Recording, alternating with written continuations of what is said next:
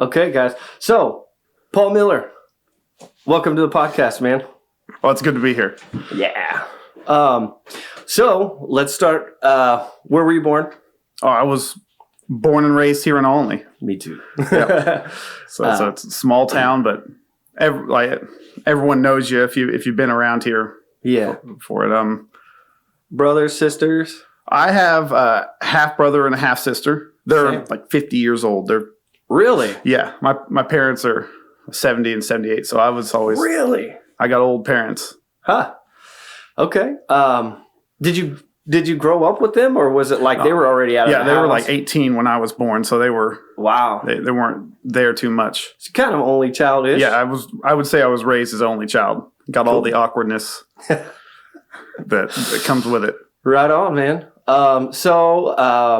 What'd you like to do growing up? Or did you have any cool hobbies? Oh, What kind of stuff were you into?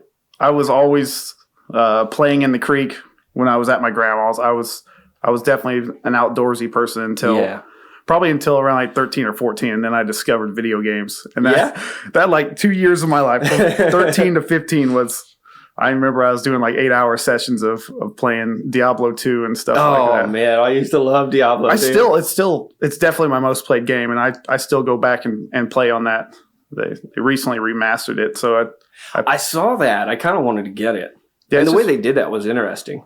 Yeah, they could have done a lot more, but I guess the system is now monetized to a point that they can't really monetize that the way they want to aggressively monetize games now these days. So they didn't invest much into it. But they gave us a remaster, and I that's like I still play the game whenever in free time whenever I have the itch. Right on. Did you ever play StarCraft? I was Command and Conquer of the RTS genre. Dude, I loved it. I had Target acquired. Yeah, like Command and Conquer, Tiberian Sun, and Yuri's Revenge. Those were the RTS games that I played before there was like internet and stuff. That was the games you played. I loved it, man. Okay, so gamer, outside, outdoors. Yeah, games, fisher. That's your deal. Like I love fishing, but I still fish, but I only fish for food now. Like if I only have a fish with a purpose of eating. Yeah, is what I'm doing. I don't really like doing it for sport too much. Yeah. So that's I'm with you on that. I've been wanting to get into fishing, and then I want to work my way into hunting small game, and then of course bag a deer, and who knows, maybe an elk one of these days. Yeah. Oh, elk would be a dream. Like I'd like to hunt boar sometime in my life. Yeah. Maybe elk. Would you eat the boar? Yeah, I would definitely eat the boar. I'd love to see or like try to notice the difference between farm raised and a wild one, and see if they're gamey or whatnot. They'll be up here soon. So lean. They're like up here. Yeah, I think they've been seen down in like Shawnee National Forest a few times. Bears really? Black bears are starting to be seen around Illinois again. Wow. So they said gave like a 10-year. It was like 10 years ago. They gave a 10-year warning. Like they're moving north. Well, that's kind of cool. Maybe we'll be hunting boar out here. Yeah, we'll need to. With all the farmland, oh man! Oh, I didn't even think of that, rooting stuff up. Yeah, they tear up a lot in Texas, and farmers pay hunters to go take them out and stuff. So it'd be a side gig. Have you seen the guys that will like bait them and put tannerite? No, I haven't seen. I've seen the helicopters swoop by with the miniguns, and they go all out on them. It'd be pretty fun on a four-wheeler chasing them down and stuff, but. I think I'd start with the traditional way first, and then see if that works. If it doesn't work, you can start getting Mad Max style on them. For sure, man. So, I mean, I already kind of know, but what kind of kid were you in high school? I would label myself as like the floater. Like I didn't actually have a group. I was friends with, or I was associated with almost all groups of people, and not really I wasn't really had a clique or anything. Yeah. So, but I was definitely in sports. It's probably like squared my head away and made me mature was my desire. If I didn't have sports, I probably would have did some other extracurricular activities besides that. But that's what like kept me on the straight and narrow and got me through high school and everything. Well, that's awesome. But it was man, I look back on it. If you ever had a second chance, I'd be like, I'd probably be president right now. Would be a lot if if what you knew now than when you knew back then. Oh, dude. It's a massive advantage. Wow. Yeah. Knowledge and experience and wisdom. It's like, good God. Yeah, if I could go back, I wouldn't have done half the shit I did. Mm-hmm. But we live and learn, and we're here now, and yeah. Yeah, we grew up in a very changing society. We were born before the internet. Yeah. And the internet started weaving into our lives right around like 15 to 18. That's when like I think I had my first phone that had a screen that did other than like dial numbers. It was around 18. It was like a BlackBerry. I think we're like a weird in-between generation in that like we grew up, and the woods was my freaking internet, man. My mom and rest of my family would be fishing or something, and I that was too boring for me. I was like an ADHD, like little just run around kid, and I would just go run in the woods, man. Just go in the woods, running around, exploring, seeing what I could find. Build me a little clubhouse. Yeah, whatever, man. We didn't have the luxury of freaking logging in the internet and watching stupid videos and crap like that, and the garbage that was on TV. It was like, I don't even want to watch this crap. Yeah, I grew up watching Discovery Channel. Like I was very educated in wildlife and everything. And that was back when it was actually good, and not ice road truckers and the gotcha world that is TV now. Today I had a lot of knowledge. I remember when MTV had music on it. And VH1 too. And then it became like after the internet was all reality shows. Yeah. It was all stupid. I remember watching music videos. That's what MTV was. Yeah. Loved it. Okay, so after high school, what'd you do then? I went to college I went to OCC for 1 year, and I was trying to I wanted to be a game warden. Was like really my dream. And they didn't really have like an idea of what to put me on, so they put me on a criminal justice path. Okay. I did enjoy sociology classes and psychology classes, a lot of things involving the human mind. Is sociology like how humans interact with each other? Yeah, it's like how humans interact in a group and stuff like that. Like compared to... Oh, man, that'd be freaking interesting. Yeah, the difference between... like the hive mind. Like people are stupid. A person's smart, but people in a group, like you get stupid the more people... Yeah. Get more stupid the more people you put in a group together. Do you feel like they kind of lose their I don't want to say they lose their selves, but like it's like kind of like an identity. You become the group, and you agree with things that if you were by yourself, you were like, I don't agree with that. But all of a sudden, that reminds me of some kind of a movie. Yeah, I'm sure they probably banned who knows how many books and stuff that delve into that. Man, but yeah, like you only have like a group of people, and you have one outlier that's a little bit more aggressive or something like that, and they do something that's violent, and all of a sudden the whole group is doing something that's violent they wouldn't do by themselves. Oh, there was a there was a college that did a study at an old prison. Did you ever see that? Maybe I have. So they just took random people, and they were like, okay, we're going to split you guys up. You guys are going to be the guards. You guys are going to be the prisoners. Here's the rules. And they laid out a set of rules like no violence. You can't touch each other, violently and stuff like that. And it just got out of hand, dude, because you know what I mean? They were in groups and they're like, oh, well, we got to rule these guys. These guys are getting out of hand. Yeah. It might be, there's 2 movies about it. And I think one is called The Experiment or something.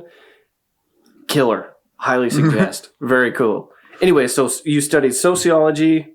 What else? Yeah, and psychology. Those are the 2 that, and also just like the next level of mathematics and arithmetic and all that stuff, which is, I don't think you should go to college for that unless you're trying to work in that field. There's a lot of filler that I just paid for. Yeah. I think the school system is weird, man. Mm-hmm. It's strange. I don't want to talk about it. Jordan, I think that like Jordan Peterson said a quote that like you go to college it's the people that you meet in college that's the value of it. It's the connections you make. So you go to an Ivy League college because you're surrounded by people that are trying to pursue like great success. Yeah. And just by knowing those people, that gives you value and gives you power in a way. That is one thing that I've learned in life, like real hard, is that who you surround yourself with impacts your mindset and the rest of your life through that massively, unbelievably. Surround yourself with 5 millionaires, you'll be the 6th. Hopefully. Probably. But it's the same aspect of when I coach CrossFit. If you surround yourself with fit people, you will become fit as well. And that's kind of like the group aspect, and the value of CrossFit is you have an obligation to the group of people. Like they're expecting you to be there. Yeah. And if you're not there, they're probably going to give you a little. Yeah, we ragging on you. What happened? All day, the whole workout we're ragging on you. Yeah, man. But that's it. There's the camaraderie aspect as well as the competition. Like you push yourself harder when everyone else is competing around you. Oh yeah, for sure. So that's all right. So after college, year of college, decided I didn't want to go more in debt because I didn't even know where I was going. Yeah. So I was like, I'm going to make money. So for the next 3 years, I drove a semi. I got my CDL, and I was a semi truck driver for 3 years. What did you haul? Metal. I hauled for Illini Wire, which was it's just right. It's like my neighbor owns the business, or maybe I don't know if he still does, but he did back then, and I got lucky to. Was he one of the older guys or? Yeah. Okay. Yeah. But it was it was good money, and it was easy just driving. I've never gotten the only accident I got in it was because I was hot dogging on an ice road. I was drifting and stuff, and but it wasn't like I drove out of the ditch that I went into. I didn't flip or anything, but it wasn't. But that was like the only time I've ever had a accident. So I'm a pretty conservative driver. That would stress me out driving a truck, man. There's this kind of like the Jesus take the wheel aspect of you just got this big old brick that you're rolling down the highway, and people have to respect you because you have limitations of what you can do with it. Man, it's a lot of foresight, seeing what's going to happen in 10 seconds, and you're not necessarily driving in the moment. You're driving 10 seconds down the road. That's how I ride, man, on a motorcycle. Yeah, like you got to be, because people can't see you and people don't care, and Yeah, I saw it. That's your bike out there. Yeah, it looks good. Thank you, man. That was a lot like my the bike my stepbrother drove. Has that kind of that narrow stiff seat and a skinny front tire and in the back. What model is it? That's a Street Bob. Street Bob. Okay, I got a Triumph. It's almost a classic now. Nice. Yeah, it's I think it's 2000. It's like a 2001 or maybe 2003. Like a Bonneville or something. It's a Thunderbird. It's it's fast. It's nice. I guess I would call it. This genre's kind of like a naked bike or a coffee shop racer. Okay. It's just like a big engine with 2 wheels that you. Yeah, that's what mine is too. Man, let's do some riding, dude. I want to ride that thing. I do every now and then. I just do a loop around the county. Just to roll on it. But it's a fun bike. Yeah. All right.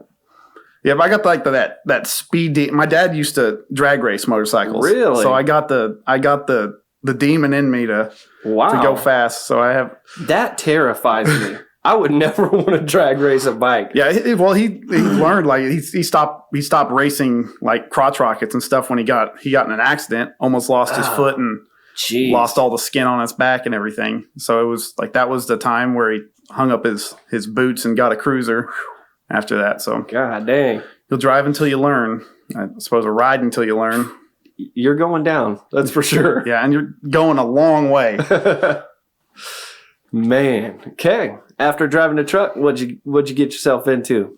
Yeah, that was when I drove for 3 years and I had like an epiphany of like, where would I be in 10 years? Yeah, and I started thinking the future. Yeah, projected myself, and like the end goal of what a truck driver is like you buy your own truck and then you have like, that's when the real money. Like, do you like contract freight at that point? Yeah, you're basically for hire and you get paid by the mile instead of by like the job and stuff like that. Nice. So that was, that would have been where I would have went. Maybe you pursued that. Yeah, you get a license in hauling hazardous materials, including money. If you have money, you'd be armed and stuff for those. So those are like the higher paying jobs. That'd be cool. Yeah, but I was like, maybe I would be like exactly where I am now, just doing the same thing, and I didn't want to do that, so I wanted to go out in the world and soil my royal oats, and so to speak. So I did the quickest way possible. I joined the Army. Right on. So I drove by the recruiter every day past Mount Vernon when I drove the semi, and I just looked at it and I'm like, not today. Not today. But then one day I just went in there and took like the like pre-test ASVAB, and I scored really high in it, and then I went in again and took the test and scored. I was technically like top 5% of the country, and I wasn't like I'm good at taking tests. Yeah, it's the best way. Like that's like the only way I got through high school was like I was riding off my test scores, and I freaking would not do homework, which is not a good thing. I hated homework, man. Yeah, if I didn't do homework, I would have been I would have had some of the highest grades. The classes that didn't do homework, I was really good at. I'm surprised I even passed high school because I barely did homework, man. Yeah, I usually have like 1 week of having to make up all the homework and grind out and throw a stack of papers down. Right on. But I joined the Army. I joined as an 18 X-ray, so I was like a Special Forces candidate. Okay. And I went through that school I was in Special Forces and the whole thing for 3 years. That I did there. Wow. Learned a lot. Had a lot of unique knowledge that you don't learn in normal military, and it's a lot of psychological things that go on, like how to get information from people without actually knowing that you're trying to get the information, and there's a lot of interrogation tactics and everything. But it's also you're around some sketchy dudes as well. You get like the best and the worst of in the service, or in the service, dealing with people. Well, also dealing with people outside of it. They're all sketchy. That's how you have to approach them. But you get the people that go there to be like they're the killers, man. That's the best way to say it. And every unit has to have that, sadly, and the kind of thing. You have to have the person that was going to shoot first. Yeah. Because if everyone's just sitting there waiting to not wanting to be the bad guy. Yeah. There's always has to be the one person, and every unit in the military, every unit, doesn't matter if you're at the top, the best unit in the world or the worst. There's always shitbags, and there's always like high performers. It doesn't matter from my experience. It doesn't matter what pedigree you have. Like the unit just is like that. Do the other guys kind of make up for does everybody kind of make up for each other? You know what I mean? Everyone has a specific job, especially in special forces. Everyone has a specific skill that they're specialized in. Yeah, and they do that, and you work together. But they're also like everyone has like the base skills of like they're an infantryman, and they're like they're the best at being an infantryman. Yeah, that's how you get through. That's like how you get through selection and everything.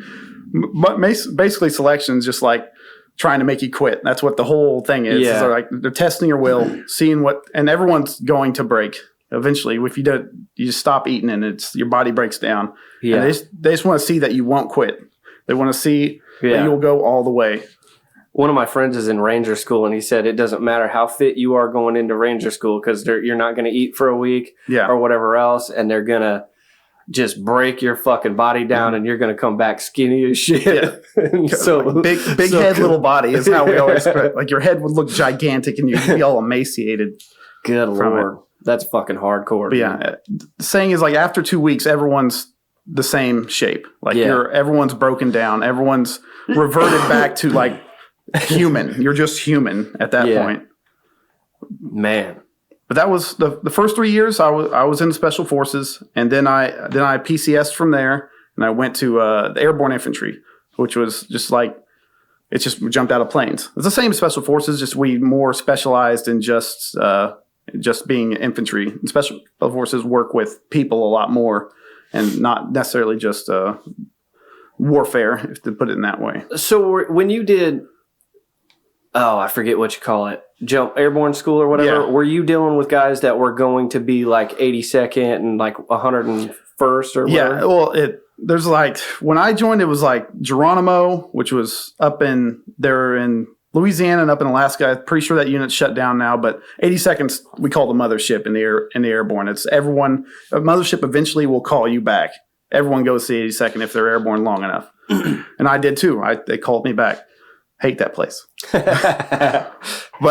I got to, and the 173rd was where I went to, and that was like I wanted to go to Europe. So that was like my unit I went to. I went over to Italy. That was my first one. And that was probably my favorite duty station, just because. Did you go out and check out Italy and like eat the food? Yeah. Well, the thing is, there's not like restaurants in Italy like you think. You wouldn't have, I'm sure there's tourist places that have restaurants. There is. You go to Venice and stuff like that. They have like the Hard Rocks and stuff. But normal Italian towns, like the restaurants are owned by like a family, and you have to know the family to get invited to. And they just they feed the community in the aspect kind of thing. So I had the opportunity. Damn cool. Yeah, I had the opportunity to get invited, and they would bring out meal, like a 5-course meal or whatever you say. They just keep bringing out something new. And is it kind of like I don't know what they call it, like home style or whatever? Like they'll just bring a big old thing of spaghetti and you get it out yourself. Giant tray of it, and you scoop it in. Nice. Scoop it in on there. But it's like that. Like there's not Italian. Well, obviously there's not American. Well, we do have American food, you would say, but there's not that we serve American food here, kind of thing. But kind of like Chinese foods, not really Chinese food. Yeah, that's American food. We definitely have So my girlfriend is Italian by descent lineage or whatever. Yeah, lineage. And it's interesting. I did not notice this. When I went to Florida, there's a bunch of like New York, New Jersey type people that go to Florida. So that's kind of where the food comes from. So it's I would say that it's pretty close. It's way closer to regular Italian than what we got here in the Midwest. When I brought her up here, people really sugar their sauce up and stuff. Yeah. And it's totally different, the Italian food up here versus down in Florida. And I didn't even notice that. She was like, this sauce is kind of sweet. And I'm like, yeah, it is. Just one of those weird things, man. I think it's cool. That is, and it's the same thing in Italy. Italy's a country, and they just like we have like barbecue down south. Oh, yeah. They don't have their pasta down south is different than the pasta up north. And they one thing Italians eat horse. One of them, and it's like I had some. I didn't think it was too bad. A little bit chewier than cow, but it wasn't that. Like I'd eat it. I didn't mind. I'd eat a horse. I don't care what it is, man. I'm eating it. Like if I have to. Kielbasa. I don't know if it's called. I think that's like mule or donkey is kielbasa. Huh. I'm not sure if that's actually horse. But yeah, they eat horse over there. But they have prosciutto. There's a lot of different types of. Just the flavor of Italy's changes as you travel through it. Yeah. But there's no pizza over there. It's kind of like flatbread, and they just put some dried stuff and basil, and it's kind of just more like I love very simple, and a lot better for you than what we have. Yeah, for sure. I used to be down in Florida, and one of my friends was a Dominican guy, and I mean he grew up in a shack on the side of a hill or a mountain or something. I don't know. He's just backwoods kind of Dominican guy, and he would always complain about our produce because the produce isn't like it's not not like if you grow. It's not picked out of the garden. Yeah. A tomato from a garden versus what you get at the store is like totally different. Yeah. They have like basic, they're all uniform shape and everything. You get one from like a garden around here and it's like malformed and it's never not perfectly symmetrical. And it's like the way nature's meant. It's not meant to be symmetrical. Yeah. Yeah, I didn't like tomatoes till I went to Italy, and then there's something on the ground. I believe it's a limestone. Like all their waters and rivers flow through limestone, and that's what makes their wine so good. It's what makes their tomatoes so good. I wonder if that impacts their noodles as well. It may be. It's the water. Yeah. That's the same thing as the beer. Like Stella Artois over here tastes like crap. Yeah, it's not very good. When I got it in Italy, man, it was the crispest. It was so crisp and clean. It was like the cleanest beer I ever drank before. Huh. So it's just the closer to the water, the better beer taste. And I try to use that logic when I do craft beer. Yeah. When I go to breweries and things, like how close do you get? Where do you get your water from? What about like wine? Wine? I didn't drink wine while I was over in Italy, which was a mistake. Yeah. If I really was like an investor, I would have bought a whole Connex full of wine because they ship it for free. You can get it shipped for free. Really? And that'd be a lot of people buy foreign vehicles and stuff and ship them back over in the militaries because you can sell them for almost I could have bought a BMW crotch rocket over there and sold it for 10,000 more. Yeah. And the military would have shipped it for free. Damn. Should have bought a Ducati. I walked by. They have a motorcycle shop right outside of base for some reason. It's right there, and I walk by it every day. And the Ducati Monster. I just looked at it every time. That's conveniently. God, Ducati, what are you doing out here, man? That's about all bases. You leave the base, and there's like gun stores, cars, freaking pawn shops, barber shops, and that's off the base. Yeah, right off the base. Yeah, that's actually a pretty good move. I had a lot of guys that were somewhere around Tampa. They were like, dude, you need to get barbering on the base, man. You'd make a ton of money. Yeah. Because those barbers apparently are just like, like they don't care. Just, all right, get out of here. You don't get, well, it depends on what haircut you get, but I just buzz my head because I can do it myself, and it saved me $20 a week in the military. Yeah. Like it's $20 for a buzz cut is not the deal. Yeah, that's crazy. If I got a haircut, I'd go off base, and it's mostly, I think it's Vietnamese is like the barber shop where they'd give you like massages and stuff with it. I've heard they like crack your neck. Yeah, you gotta watch out. You gotta watch out. They get aggressive. Good Lord. Cool. So, all right. Well, is there anything else you want to go into with that, or do you want to? Yeah, we can go a little bit further. That was like first 6 years. I still had 4 more years after that. I went to Italy, and then my next duty station was Fort Drum, where I wasn't airborne anymore there. Well, I was when I came over there. I was with Pathfinders, which is kind of it's like a long range reconnaissance. We work with UH-60s or Blackhawks. Is basically we're just very isolated in what we do, and work more with the Air Force and the rotor wing type of part of the Army. But they like that unit, they shut down like all Pathfinder and Lurch units, which is long range reconnaissance, but they shut down all those while we were there. So I kind of got orphaned, and they just sent me across the street to Lakeland, which is like the entry level of infantry. I was, I think, around 27 at the time, and all the other people or soldiers in my unit were like 18 to 20. Why would they do that if you're like... Yeah, I had a lot of training experience, but that's just kind of like my unit got shut down, and so it was. Were you teaching those guys? Yeah, well, I was a squad leader and stuff, and I was like on the path. It really depends. I joined the military later in life, so like I was 27 years old. I kind of had the rank of a 24-year-old because I joined 3 years later after than most people join when they're 18. Okay. So, but I still had a lot more experience than the majority of the soldiers there, and it was a lot more low speed. It was still learning how to simple shooting, simple land navigation, learning first aid, and I'm already there with like my advanced CLS, and I think my record's like 7 times in a row I got 40 out of 40 in qualifying. So I was pretty good with a rifle, and land navigation I really enjoy, and those are like the 3 man card things that I would label as like all things men should be able to do is like you should be able to read a map. You should be able to treat a wound or save a life. I wouldn't say save a life, prevent a death. Yeah. As well as operate a firearm is a thing that you should know how to use it. Use it or not, you should know like the workings of it. I really want to get into the medical side of all of that, and like I wish there was like somebody I could pay to like take a course. Yeah, you got a goat. I can teach you how to save the goat. They used to use pigs, but pigs would hurt people with trying to save them in special forces, and we switched to goats. Wow. Was it because like they would like your last test is they just shoot a goat or shoot the pig and be like save the pig, and you'd have to like 3 guys would jump down on that pig and have to freaking. Sorry if anybody's a vegan listening to this. I'm sure they hate that. Don't worry, we ate the pig after. Yeah, that was the.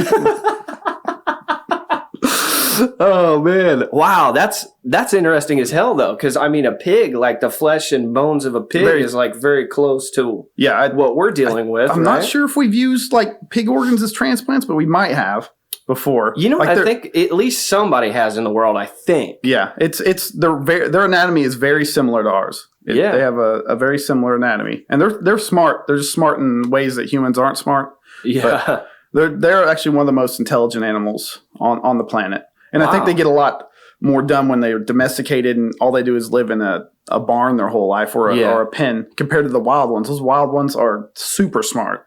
They're quick wits and their freaking senses are amazing.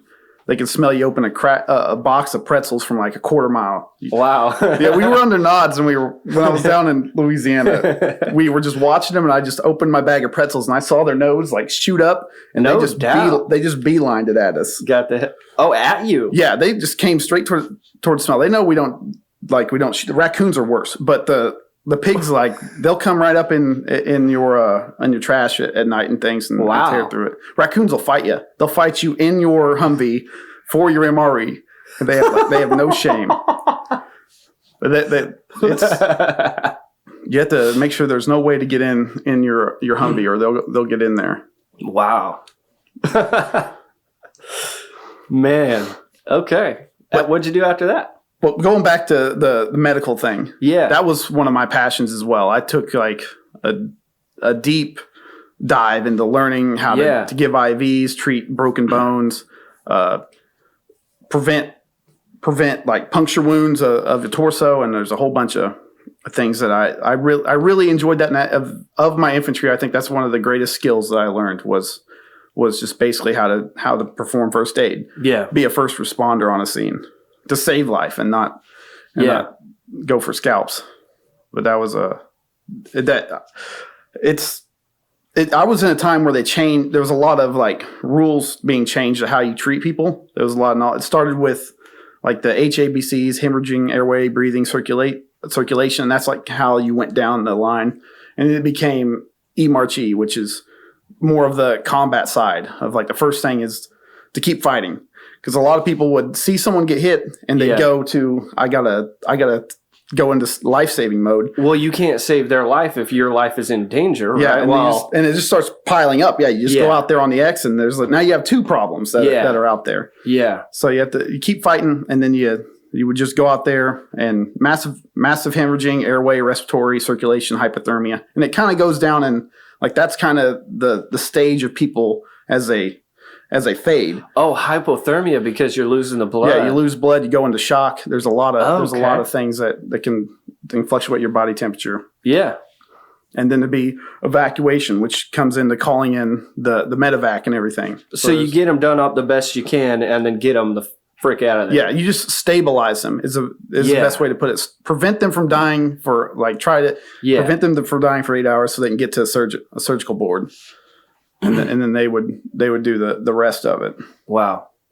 But that was one of my land navigation and first aid are two things I really enjoyed doing. And I think land nav would be really cool to learn too, because I feel like most people don't know how to do that. Yeah. Being able to be lost and then find out where you're at is a stressful situation. Oh, I couldn't imagine. Yeah, so you second guess yourself like crazy. I'll bet. And now do it at night. Yeah, it gets a lot sketchier at night because you can't use your eyes anymore. You have to use your instruments that you have to. Is that the hill I'm looking at right there? Or maybe you can find a tall hill with a tree on the ridgeline that still is silhouetted, and you can use that. But you basically have to have a mental note on the map of where you're at. Remember where your steps are at, what direction you're going. Oh man, they got it down to the steps? Yeah. Well, nice. Yeah, we're down to I'm usually around. Nice. It depends on what terrain you're walking, but we used our pace count to measure the distance we're traveled. And mine was around 67 paces, which is like every left step, and that's about 100 meters for me. Depending if I'm carrying load and how fast I'm moving, because it changes a lot from that. If you're loaded out and you're carrying like I don't know however many pounds, what how many pounds would you like 100 pounds? Like not even. If I'm attached to a mortar crew, I would be. They freaking love unloading their mortars into your bag. I got a 30-pound vest that I work out in, and I'll walk in, and it is unbelievable what 30 pounds does. I couldn't imagine having it's 80 pounds. Yeah, our usually combat when we're in full battle rattle without a backpack, it's usually around 35 to 45 pounds, depending on the load you're carrying. Yeah. And then you have your ruck, which is probably about, if you're depending on your position, you might be carrying radios and stuff, might be carrying mortars, might be carrying machine gun rounds. Mm-hmm. And then I think my heaviest one was like 118 was my best. And I couldn't stand up off the ground. I had to grab a tree and climb up to get up off the ground with it. Wow, man. But that was a different, it changed a lot too, of kind of a stumble or a very slow walk compared to, if you're below 50, you can still manage a jog if you have to, but anything heavier than that, you really have to walk, or you're going to hyperextend your knee, roll your ankle, really.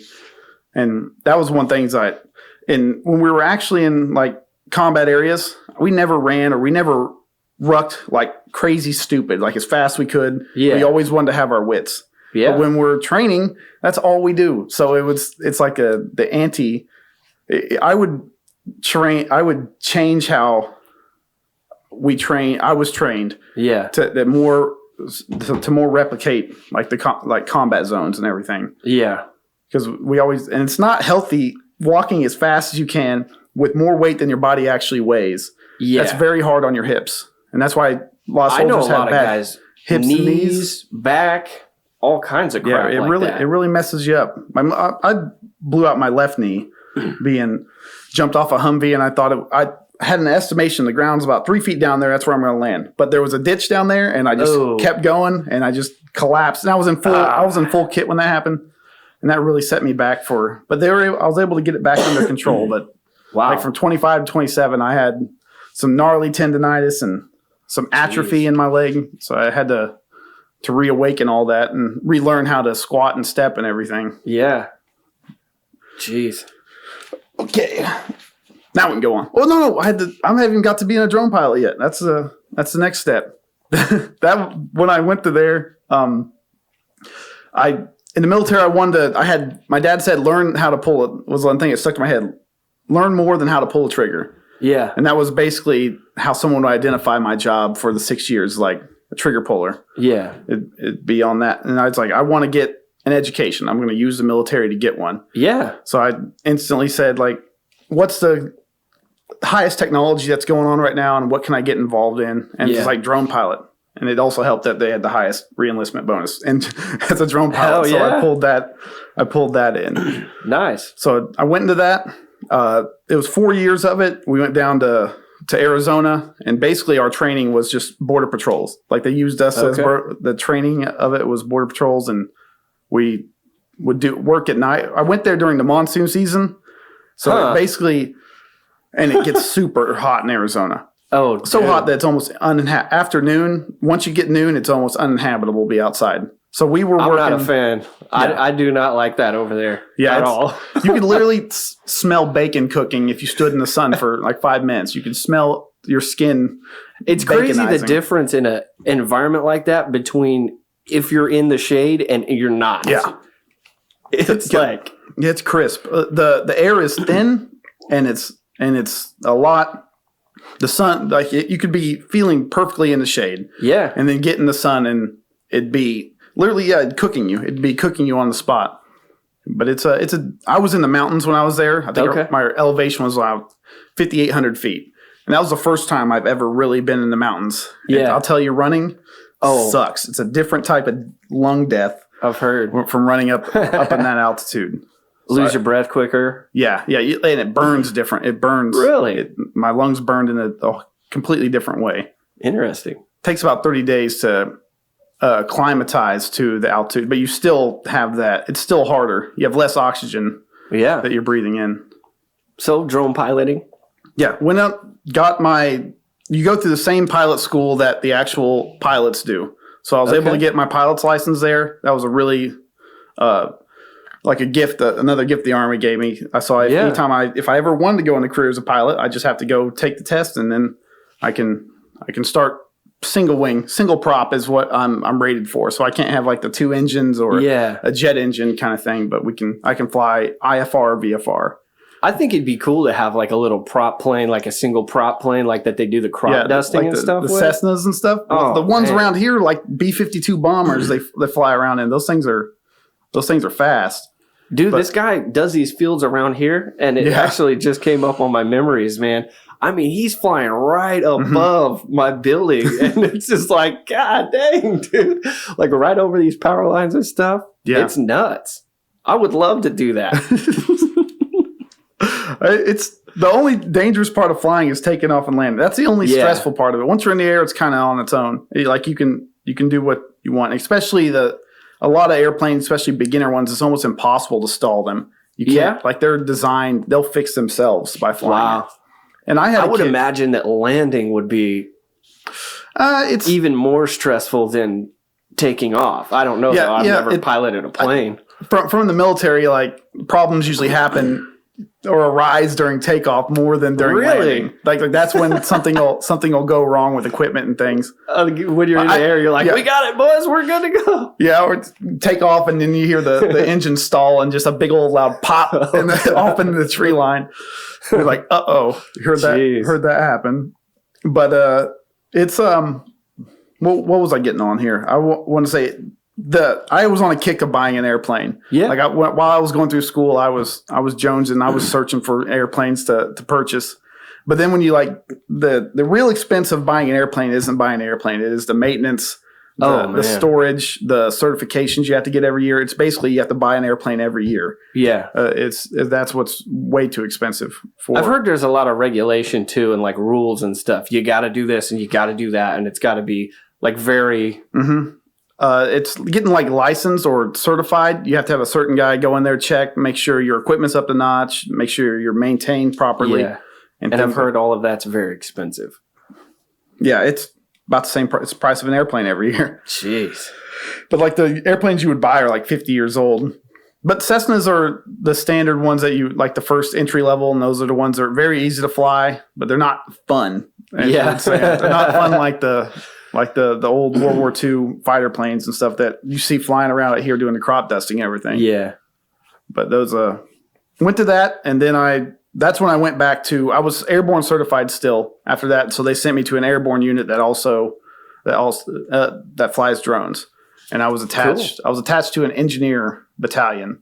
So I was with the logo. This is a crazy story of it. I remember when I went through basic and we were looking at all the units logos on the wall. They had all the patches. That's kind of cool. Yeah, and I remember making fun of this one that had a beaver with an axe from a parachute going down. Huh. And I was like, that one's stupid. And of course, freaking like 7 years later, I get put in that unit. That was the logo. It was a beaver falling from a parachute with an axe. As an engineer, you can understand like that. It correlates to it.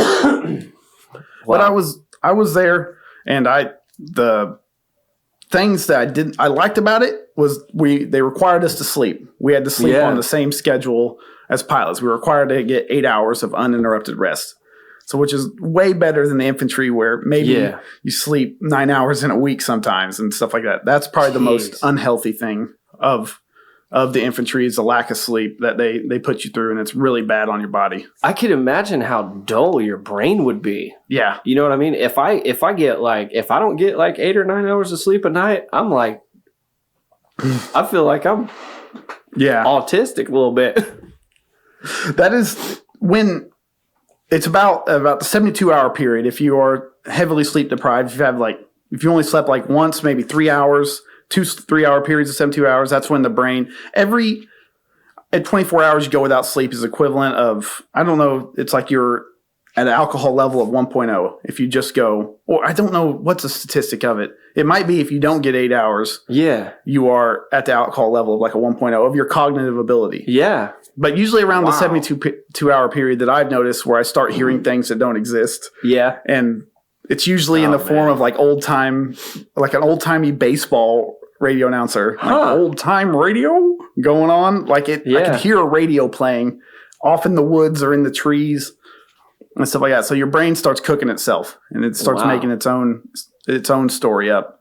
So sleep deprivation's bad. That's a big thing, and I think they neglect, and you can't train for it, but somehow always in training, you get sleep deprived. They've studied that you can't train for sleep deprivation. Like doing more sleep deprivation doesn't make you better at sleep deprivation. Yeah. So that's how we all just the suffering. Usually the first 2 weeks of deployments is a very like traumatizing. It's like you're not going to sleep at all. or you can just put it that way. Yeah. And then it kind of mellows out because eventually you can't maintain that. Yeah. It can't be maintained. But what was I going on? Continued, like, you got 8 hours sleep. The bad part about it is, like, we worked almost always at night. Yeah. So it was always, we'd be waking up as the sun's going down, work through the night, go to sleep as the sun's coming up. And that's kind of ruins your, it's called archaic rhythm and everything. Yeah, yeah. But that was the negative part, working nights instead of working days, especially on deployments.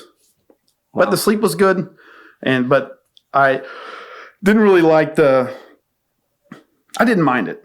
I didn't mind it too much, but I missed the camaraderie of the infantry. Yeah. Of the kind of thing of like suffering together, and there was just a lot more unison. Yeah. Compared to when I left the combat arms. Yeah. Like everyone's kind of chasing their own career, and the people throw you under the bus like the Blue Falcon is the term of it. They will not. They're looking out for them, and they won't like bite the bullet for their brother as much as the infantry would. Wow. I've got a theory that, like, even back to what do you call it? Like primitive times when we were primitive people. Mm-hmm. Like that's cut. A lot of our job as a man is to go out into the bush and hunt and to bust ass and possibly almost die together. Mm-hmm. And that, I feel like that is ingrained in us even until today. You know what I mean? I think there's a special bond. I guess what I'm trying to get at is there is a special bond of going outside and working your ass off and sweating and whatever else you may have to do together. I feel like that is. Yeah, that's a special the term thing. Is called. It was in StarCraft 2. Artana said this. There's unity in suffering. Yeah. So and that's the same principle as CrossFit. Like bonds are 10 times as strong when they're forged in hard times. Yeah. Bonds that are forged in easy times they're paper thin. Yeah. What's your loyalty when your loyalty may be 100% at the bottom of this hill, but when we get to the top of this hill, what's your loyalty like up there? Yeah. What's it like when life isn't going well? Yeah. But that's a thing I noticed in the military is like that's a big concept. Yeah. Bonds like in everybody's life. Yeah, it's like, awesome. Friends in good times are not as valuable as friends in bad times. Yeah. Is the best way to say it. And then CrossFit has a lot of that like woven into it. You suffer together, and the bond you get with everyone in the gym is a lot closer. And that has a thing to do with the military. When you bring the new guy that comes into the unit hasn't proved himself and hasn't suffered with everyone. You kind of fuck with him like, oh, here we go. Here's all freaking. And it's the same way of the person, the sick hall rangers that always are on profile and riding that stuff. They have a less of a connection and are not accepted as much as the people that are out there suffering every day. Man. So that's like, I've noticed it. I noticed it myself. Like when I got eye surgery and I was on a profile for 3 months, like I lost a bond with the unit. Oh, like they were going out there into the field sweating and everything. Yeah. And I couldn't do it, or I was on a profile to not do it. So like there was like a falling off of that happened during that time. Wow. But when you get back into it, all of a sudden you're suffering right next to them. And now there's a new, there's a new respect that's gained from that. Yeah. So, got out of drone school or whatever? Yep. Went to Bragg. Deployed. We deployed once as a drone pilot. Deployment was a lot easier than the infantry for sure. We stayed basically on the fob the whole time. Never had to get outside the wire. Wow. But it was and they kind of leave you alone because you're on the airfield the whole time and you're with Air Force and it's chillaxed. Yeah. And I got to sleep on a bed. Oh, my God. Do those Air Force guys kind of look at you as an Army guy and be like, oh, we got this freaking Army guy over here we got to deal with? Or they look down on you like they're better? Like we're usually outnumber them. We usually have like one or two attached to us. So they're the shunned one. Well, that's good. But I would say that's good, but that's better. We'd have like a meteorologist attached to us that would give us the weather and everything. And I really enjoyed the schools in meteorology when I went to the college for being a pilot. Like meteorology was my favorite part of it. I would assume that has a big deal to do with a lot of stuff, especially if you're flying or even if you're shooting long range. Yeah, I probably can surf. I don't know. Those things go pretty fast. They probably wouldn't even mess. I'm sure there's some like ways that it could be a red light for them. Yeah. But it was there was like that was what I really enjoyed doing, and I could see myself being a meteorologist or working in just the weather field. Of it. I really I got a good understanding of reading clouds and have an understanding of barometric pressure and it correlates to fishing. It correlates to a lot of things, just knowing how to read the weather. And just the simple things of how the sun setting, like when we have a sunset and it's setting like deep red in the corner and it's like a dead sky, that means it's going to be a good day tomorrow. Right on. They call it like a farmer's sunset. So it's like it tells the farmer that the next day is going to be clear skies to do your work if you need to. So, and it's the same as a farmer's moon. You have a moon rising up that's bright or red or orange. I mean, just a pretty calm sky is going to be the next day. Well, that is. So I love stuff like that, man. I wish more people would study what's going on up there. There's so many things that we've lost as humans that was like part of our everyday life. One of it's like just getting sunshine. Yeah. Getting 30 minutes to an hour of sun a day is going to has a huge boost of your emotions. Oh, I feel way better. Yeah. And your hormones you require sunlight to produce vitamin D. Yeah. So vitamin D, I believe. Hopefully I'm right. Not being vitamin A. It's either vitamin A or D. One of them, your body produces vitamin to, and it's a hormone in your body that is involved in like the state of your emotions. So if you are very sunlight deprived, it could be because you're not getting enough sunlight and being able to produce that hormone to regulate your emotions.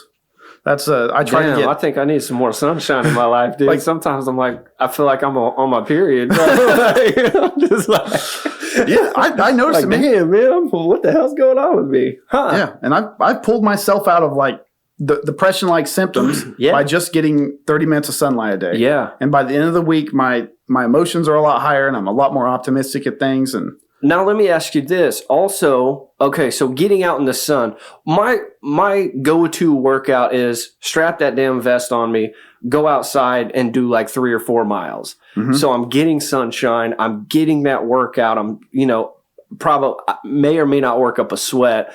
Does the work help regulate your emotions too? Yes, it's kind of like a pendulum of, you have 3 types of stress. Well, I would say there's a lot more types of stress, but the 3 most ones are like you have physical stress, mental stress, and emotional stress on your body, or your health, your physical health, your mental health, and your emotional health. Yeah. And if any of them are lower, they're going to pull down these other two as well. So it's it's simple as like if you're sick, like you're not mentally or emotionally well, you don't feel as good. Your confidence is down. Like, your confidence is down. But once they all have like barriers. The same thing is like if you're not mentally healthy and you don't feel like your mind's strong, you have a strong will and everything, it's going to hold down your physical health as well. And you got to like break through that limit. That makes sense. And they're all tied together. And it's if I don't get my physical training in, I have a lot of anxiety, like mental and emotional anxiety, and I need to raise my physical anxiety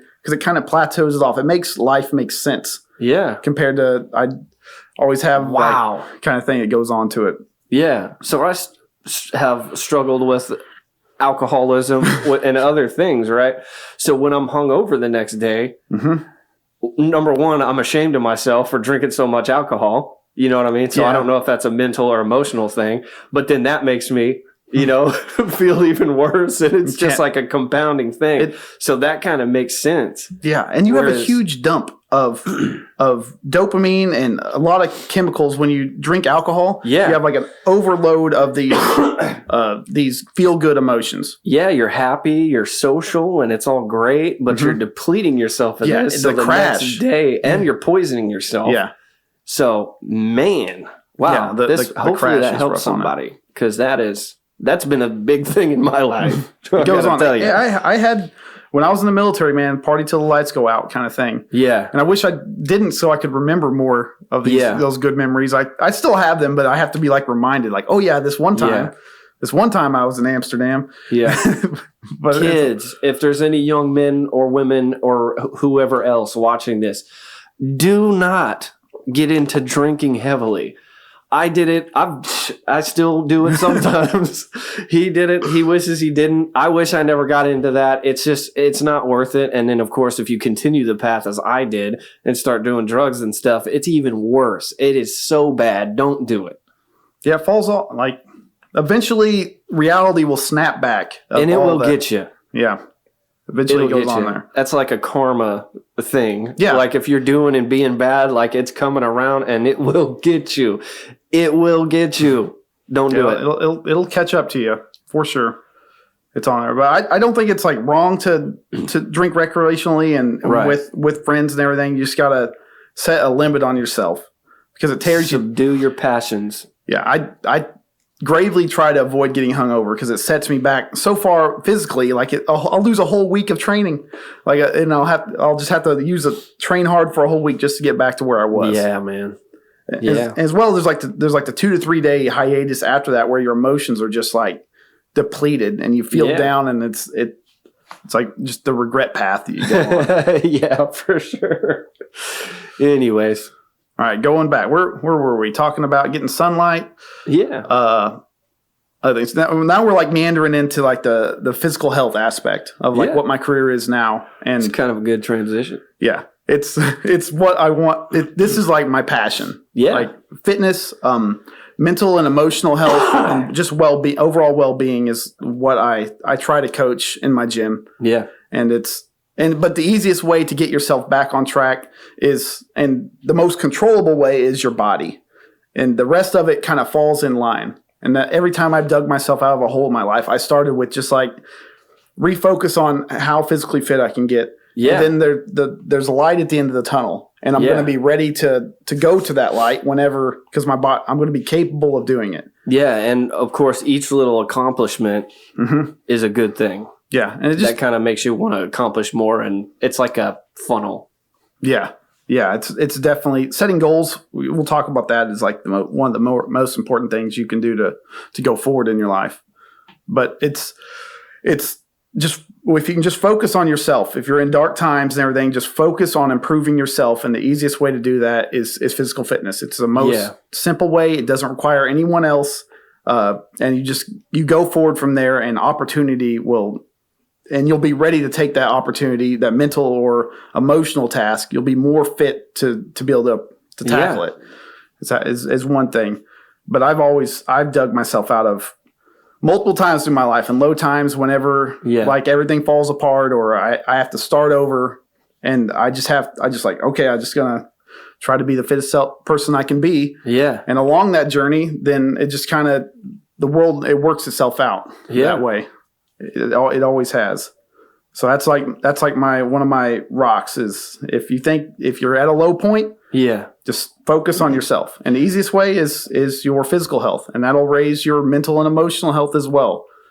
Your self-confidence and everything. So is that kind of like your foundation in getting interested and whatnot in doing workout type stuff? Is that what kind of did you have a realization one day, hey, that's what I'm going to do. If I'm having a hard time, I'm going to physically work out, and then everything else will kind of fall into place. Mm-hmm. Is that what kind of got me on the path I'm on now? Yeah. Yeah. There was once I always was the leader in the gym. As I was the freaking what's the thing in football? Like the captain. I was a captain on the football team. I was always was good in the gym, and I was always teaching people through it. Even through the military, whenever we were working out, I'd be leading through that, even though it's not natural for me to lead on it. But the next, after that, I had through the military leading people in workouts. A lot of people didn't have a lot of experience in the gym, and a lot of our workouts weren't gym oriented. We had $1 million fitness establishments, but somehow we're rolling out there in the dirt every day. Yeah. And I think a lot of it is the intimidating factor of like the leaders didn't feel confident in the gym because they didn't know. Huh. They're gonna lean to what they know, and what they know is running and push-ups and sit-ups. Yeah. It's like that's what they know and that's what they're confident in. They're not going to instruct how to squat and do power cleans and everything because they don't know how to do it like that. So they'll hide from their weaknesses. Wow. but we had some great athletic facilities in the military that were neglected a lot, that I wish we would at least focus 3 days a week just going there. And then we can run and do our outdoor stuff the other days. But a lot of people lean into what they're comfortable with. Yeah. And that's not the quickest way. Yeah. It's not the best way to be your fittest self. But that was I was always a leader in the gym, and I was always a coach, even though I wasn't a coach until after I left the military. Huh. But I was always in that kind of role, especially in the gym. So it's just where you kind of found yourself in life. You just are drawn to it. Yeah, I'm drawn to teaching, and nice. And I want to teach things that, as a teacher, you obviously want to teach things that you know. Yeah. I don't want to teach how to cook. But I'll teach you how to smoke food. I'll teach that. Hell yeah. I love teaching people how to cut hair, man. Yeah. My barbershop is an open door. I have invited anyone and everyone that I know to come in to my shop free of charge. Come check out what I do. If you could take something from what I do, great. I do that. So if you're interested in men's cuts or anything that I can teach you as a barber or hair cutter or whatever else, my door is open. So come on in. I ain't got nothing to. I love teaching, man. Yeah, I love seeing progress. And yeah, watching people, being able to give somebody something and then be able to use it is like, oh, it's awesome. Yeah, seeing it click, or seeing passion and seeing motivation. That's the hardest thing as a fitness instructor or personal trainer. Yeah, like if you just show up motivated every day, it makes my jobs. I enjoy it so much. Yeah. The worst part is dragging someone through a workout that doesn't want to be there. Yeah, that is like the hardest, most soul sucking thing to do, is to make someone do something they don't want to do. Oh man. So whenever I get someone that's motivated in there, my job is easy. I just have to keep them safe, and they can push as hard as they want. Yeah. And everything else. I hate bringing the workout to them or bringing it up to them and trying to push them through it. It's kind of like a morale thing, right? Yeah. Yeah. I did. I decided that I was going to do 10 miles with my 30-pound vest. Mm-hmm. I had never done more than 3 or 4. And it was with my buddy who is a ranger. Mm-hmm. And he was like, yeah, let's do it, man. Let's go. And we started Fit by G at 5 a.m. in the morning. And we did 10 miles. He figured it out, he mapped it out, and there was hills and stuff. And one thing I noticed is that my morale, once I started getting tired, I would like sigh. Yeah. He wouldn't. You know what I mean? He was a freaking machine, dude. There was not one negative thing that he did during that entire 10 miles. Mm-hmm. And I noticed myself doing negative things like sighing and like being like, oh, damn, man, and stuff like that. And in that experience, I learned how important morale is when you're doing something like that, because I was like sucking the morale out of the whole situation just because I was being negative. So, and if there is none of that, it builds, right? Mm-hmm. If the negativity builds and stuff, and it's easier and easier. Yeah. Yeah. Part of it's the mind, is how your mind will always think of the easiest way. It'll always think of it now. It wants you to quit.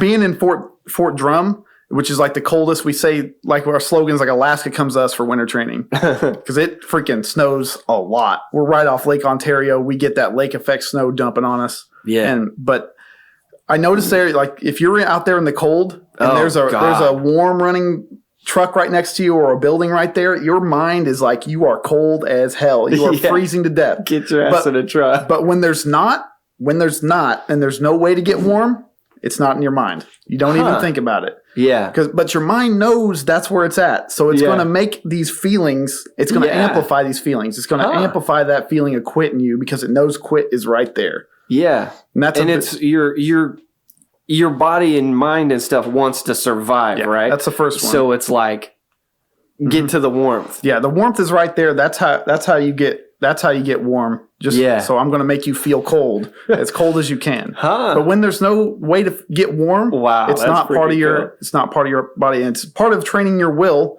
to like shut out the quit and be like, this is what we're doing. This is where we're going. Yeah. Think about this. How do we get this and not that? Yeah. And once once that's like the David Goggins effect. David Goggins took it to an extreme of like he broke. And he went further. He went further. Yeah. I hope he lives a long life, but he's put so many miles and stress on his body. I think that's. It seems like he's always having like some kind of like hip or knee problems. What's it called? It's like ischemia or edemia. It's basically where you have just a lot of fluid and stuff build up in your legs from all that. From all that damage. Still doing ultra marathons, man. That guy's a madman. Yeah, he's taken the limits of the brain. I forgot. Andrew Huberman talked about there was a section of the brain that people that are in sports or are soldiers or people that do hard things that they don't want to do. There's an organ in the brain or a part of the brain that grows from that thing, and it will forever stay that size. Yeah. So there's like correlations where he said it has like correlations for the will to live is that part of the human brain. But it's your ability to do things that you don't want to do. Yeah. And that's I wish I knew what it was called. It's just like right in the center of the brain back there. But it grows. It's larger in athletes. It's larger in soldiers. It's larger in blue collar workers. A lot of people that work outside for a living. But it's wow. So you look that puts a lot of things into perspective for me, even about myself. Yeah, it's but it has like it's your will. It's like what powers the will in your body, and it's not. You can't give 100%. Just like snap your fingers and give it 100%. Your mind has locked that far away as possible, and that's what training does. When you train for something, you are opening the doors to get to that 100%. To your mind, and you just can't get to it. Off the bat. I've dealt with people in my life to where, so I did a thing, we called it power training or it's like the power within us deal. And it was like a seminar that they sent us to. And it was like, it was opening that, okay, so like to most people, given what their 50% in the grand scheme of things, their 50% is actually, they think it is their 100%. And they don't know that they've got all this other stuff. And once you start to open that door, like you said, you start to see, holy shit. Yeah, there's a lot further you can go. And I mean, the lone survivor guy, Jesus. I mean, it went pretty like the human body is fucking. Yeah, it goes a lot farther, and you can go a lot.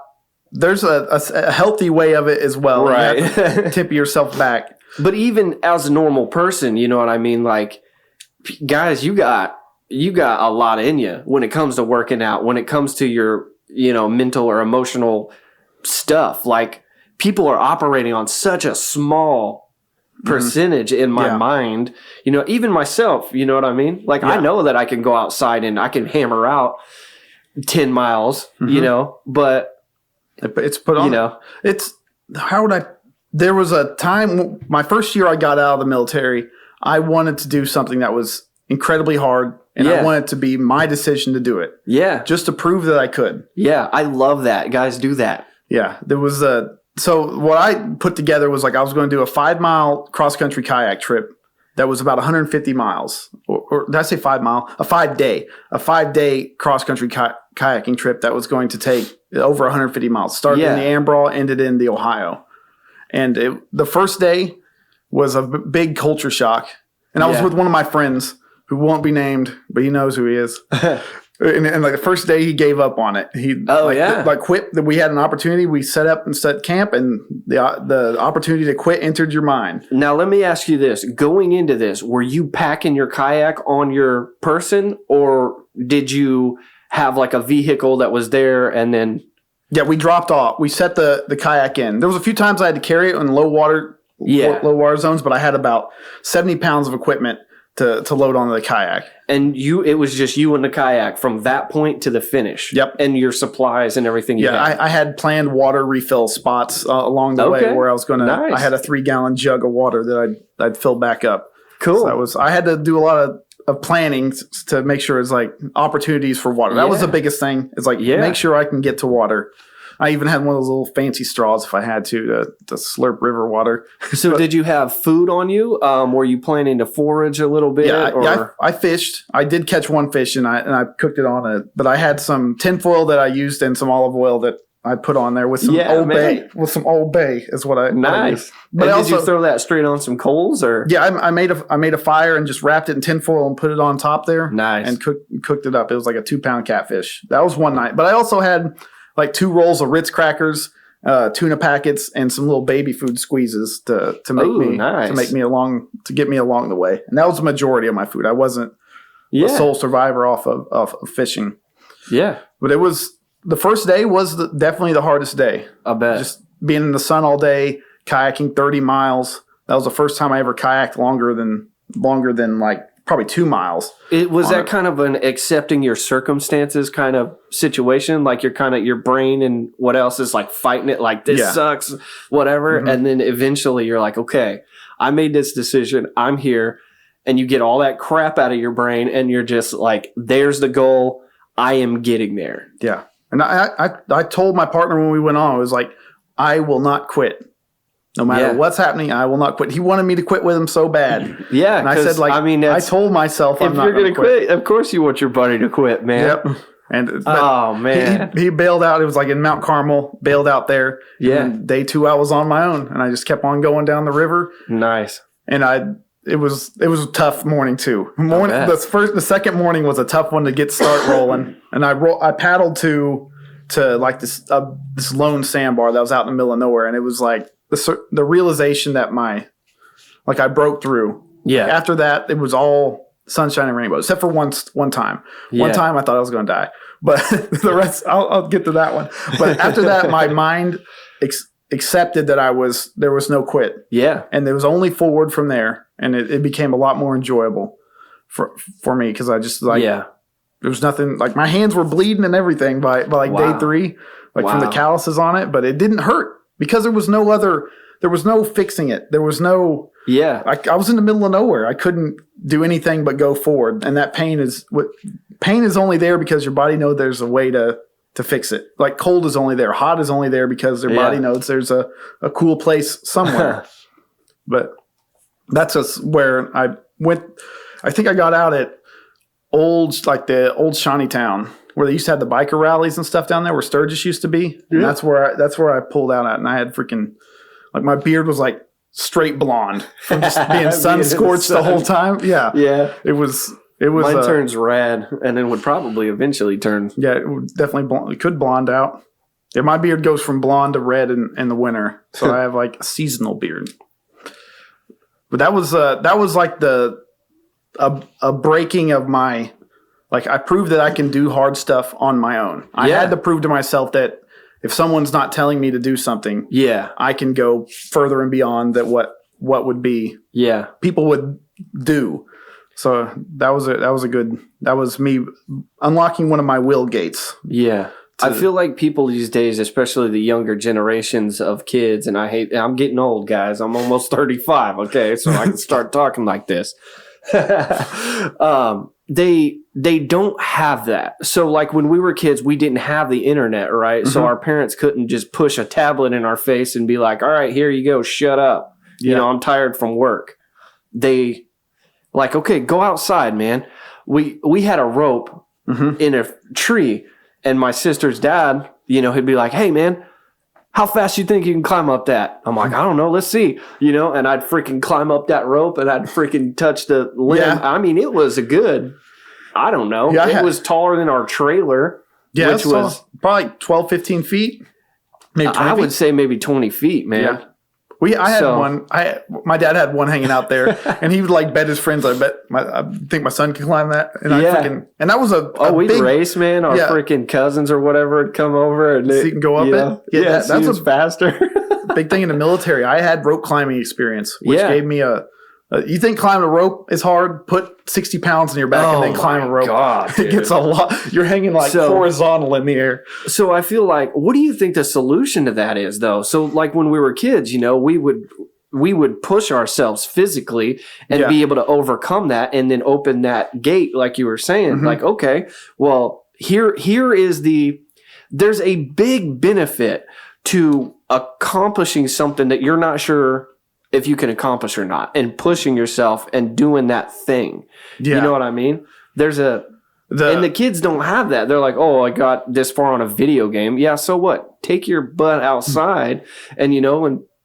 Yeah, how would I describe that? Is getting to accomplishing hard things. Yeah. Do hard things. That builds your confidence. Yeah. Doing hard things builds your confidence, which these kids don't have. They got their hair, I can't really talk much right now, but they got their hair all in their face, so they're hiding from people because they got no confidence. They don't have any belief in themselves. Mm-hmm. You know what I mean? And I feel fortunate to have grown up in the way that I did, at least in that time of my life, and to be able to build that confidence. And I would build little bike ramps, and see if I could build the ramp to where it wouldn't fall apart. Yeah, that's rarely. And then, you take your bike and you ramp it, and they're like, yeah, I did it, man, and then you're eat slowly shit on the other side. Hell yeah. Bust your ass, and then from busting your ass, you would understand, okay, my body's tough. I can do this. Let's get up and do it again. Dust that off. And I don't feel like a lot of kids are getting that kind of life, man. And I feel like it's a bad thing. I'm also an integrative health coach. Which is like, I would label it, if I was trying to sell it, I'm like, I'm a therapist for your future. Yeah. And it's basically... It goes around like a therapist looks at your past and says, what's wrong with you? And then we talk about your past, and I identify what's right with you. And we use those things to plan your future ahead of you. Okay. So like what types of stuff? It's basically around like what your life goals are. And usually through our conversations we have, you discover what's really important to you. Yeah. And you build a future around it. But it's basically about setting goals. Yeah. And like setting hard goals and progressing each week. What did you do this week that brought you a step forward? And I used, like when I went to school for it, like all we did was basically dry run through it, and we'd be performing the therapy on each other. And I literally used it. I was going to therapy while doing it, and it's what set me up to my gym right now. I use that to put a blueprint out to how I was going to get to my gym. Oh, man, that is really interesting, because you're taught psychology and sociology, and then you're taking that into working out. Yeah, it was, I did take that into, to it, like I have the human, it's the mind. 40% of the mind is used to control the human body. Okay. So I always have jokes like I'm smarter than you because I like 40% of my mind is used to control my body. So people neglect that, especially schools as well. Like we have 1 class out of 8 classes for PE. Yeah. For 40% of your brain is used to use your body. And it's and I don't really feel like in PE they really teach you how to use your body. No, it's like, okay, let's warm up and stretch and play this game. Yeah. Like you're not moving your body. They're not teaching you how to move your body efficiently. That's one thing I learned in martial arts because I was really passionate about it. It's like, okay, all of your power comes from pushing off of the earth. And you've got to move your body in a specific way to be as efficient as possible and not hurt yourself. Yeah. I trained a bit in martial arts. We can delve into that a little bit. But I'd be talking about, what were we on? We're on the mind. Human mind. Yeah. In school. What your philosophy is. In school is, so the majority of your physical training you will do outside of when you get out of high school is going to be in a gym or running or stuff like that. Yeah. Like you're not going to play football. Some people play a lot more basketball through it and stuff, but I would say it's probably a recipe to get injured if you're playing just a sport and not training. So that's on it. But I think there should be like, training to how to be safe in a gym should be prioritized over PE because that's 90% of the people that pursue physical fitness are going to be going to a gym, and you haven't done it at all in school. So that's like setting kids up for failure for being healthy for the rest of their lives. Yeah, they should teach you how to lift weights and how to like manipulate your body to where you're not hurting yourself in the gym. Yeah, and that also shuts down talking about the kids' confidence. They stepping into a gym the first time is like stepping onto another planet. Oh, big time for me, man, because I was never in sports, dude. I never did any sports. The only activity I got was skateboarding and BMXing, and some martial arts later on. So when I first went into the gym, number one, it was overwhelming because there was a lot of machines, there was a lot of weights, and there was a lot of people in there that I assumed, I assumed they've been working out for years. And I'm like this new guy going to come into the gym looking like a freaking idiot because I don't even know what the hell that cable machine's even doing. There's like a billion attachments to it. Yeah. It was overwhelming for me, man. And I just eventually got in there and started kind of working out and never really dedicated myself to it. Probably for those reasons. That initial anxiety of going into the gym, opening that door and hoping to God there's not like a million people in there. Yeah. Because I'm insecure about my working out. Yeah, the judgment. The judgment of it. What paralysis by analysis. So, yeah. It'd be on there. And that's one thing that my gym is like. I want to get people in there, and I will guide you guys through and tell you what's right and tell you what's wrong. Yeah. And that's I always didn't see it as like, I don't know, you don't know what you know until someone doesn't know it kind of thing. Yeah. Like the gym was always a part of it, and I can just I can put together a workout of anybody. I can train any part of your body and put together an hour-long workout in like 30 seconds.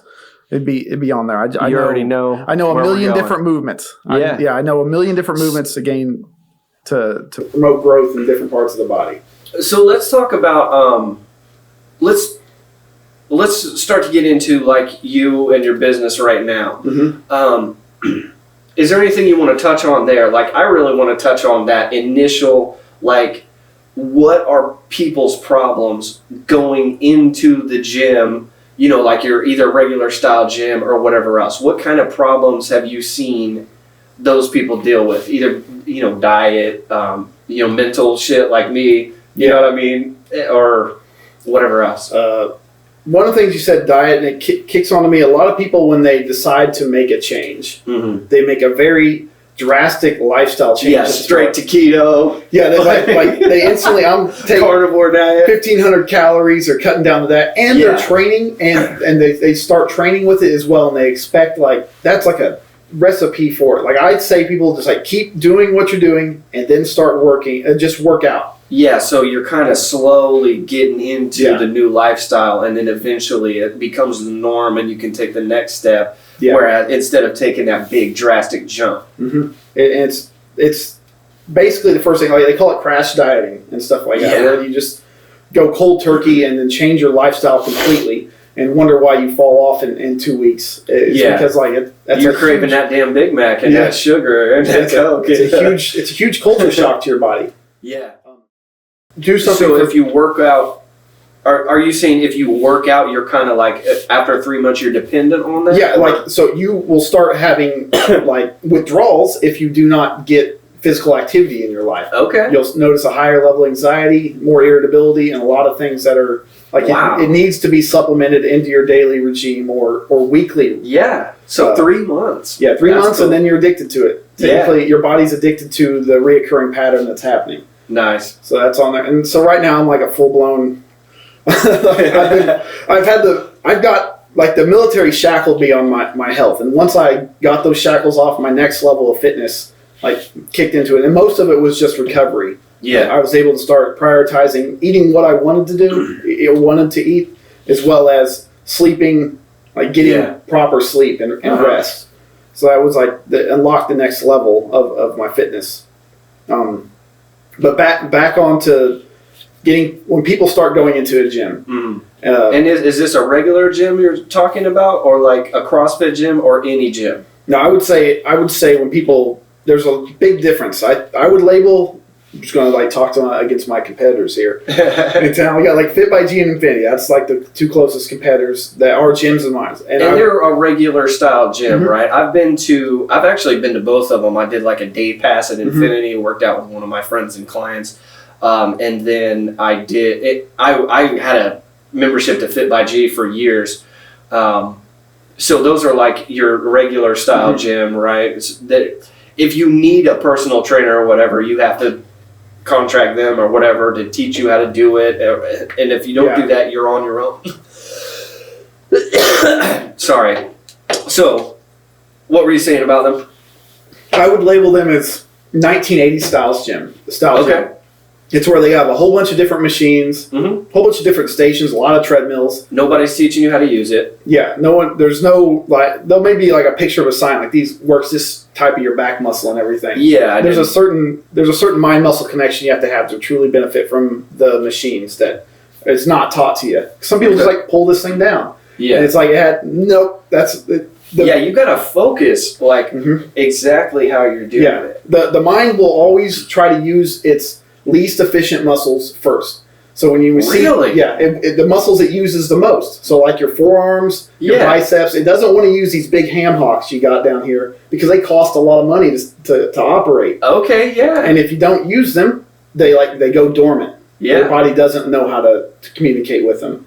So that's like the first 3 months is basically your body learning how to communicate with your body again. Yeah. Or with your muscles again. Your mind learning how to communicate with your muscles. If you don't lose it or use it, you lose it. Yeah. If you don't use it, you lose it. It's the same like when you see people that are beginning at pull-ups, the first thing you'll see is the reptar arms of them trying to do pull up like that and use those little cheap muscles to get it done. Yeah. And they should be using this big one pulling that muscle down.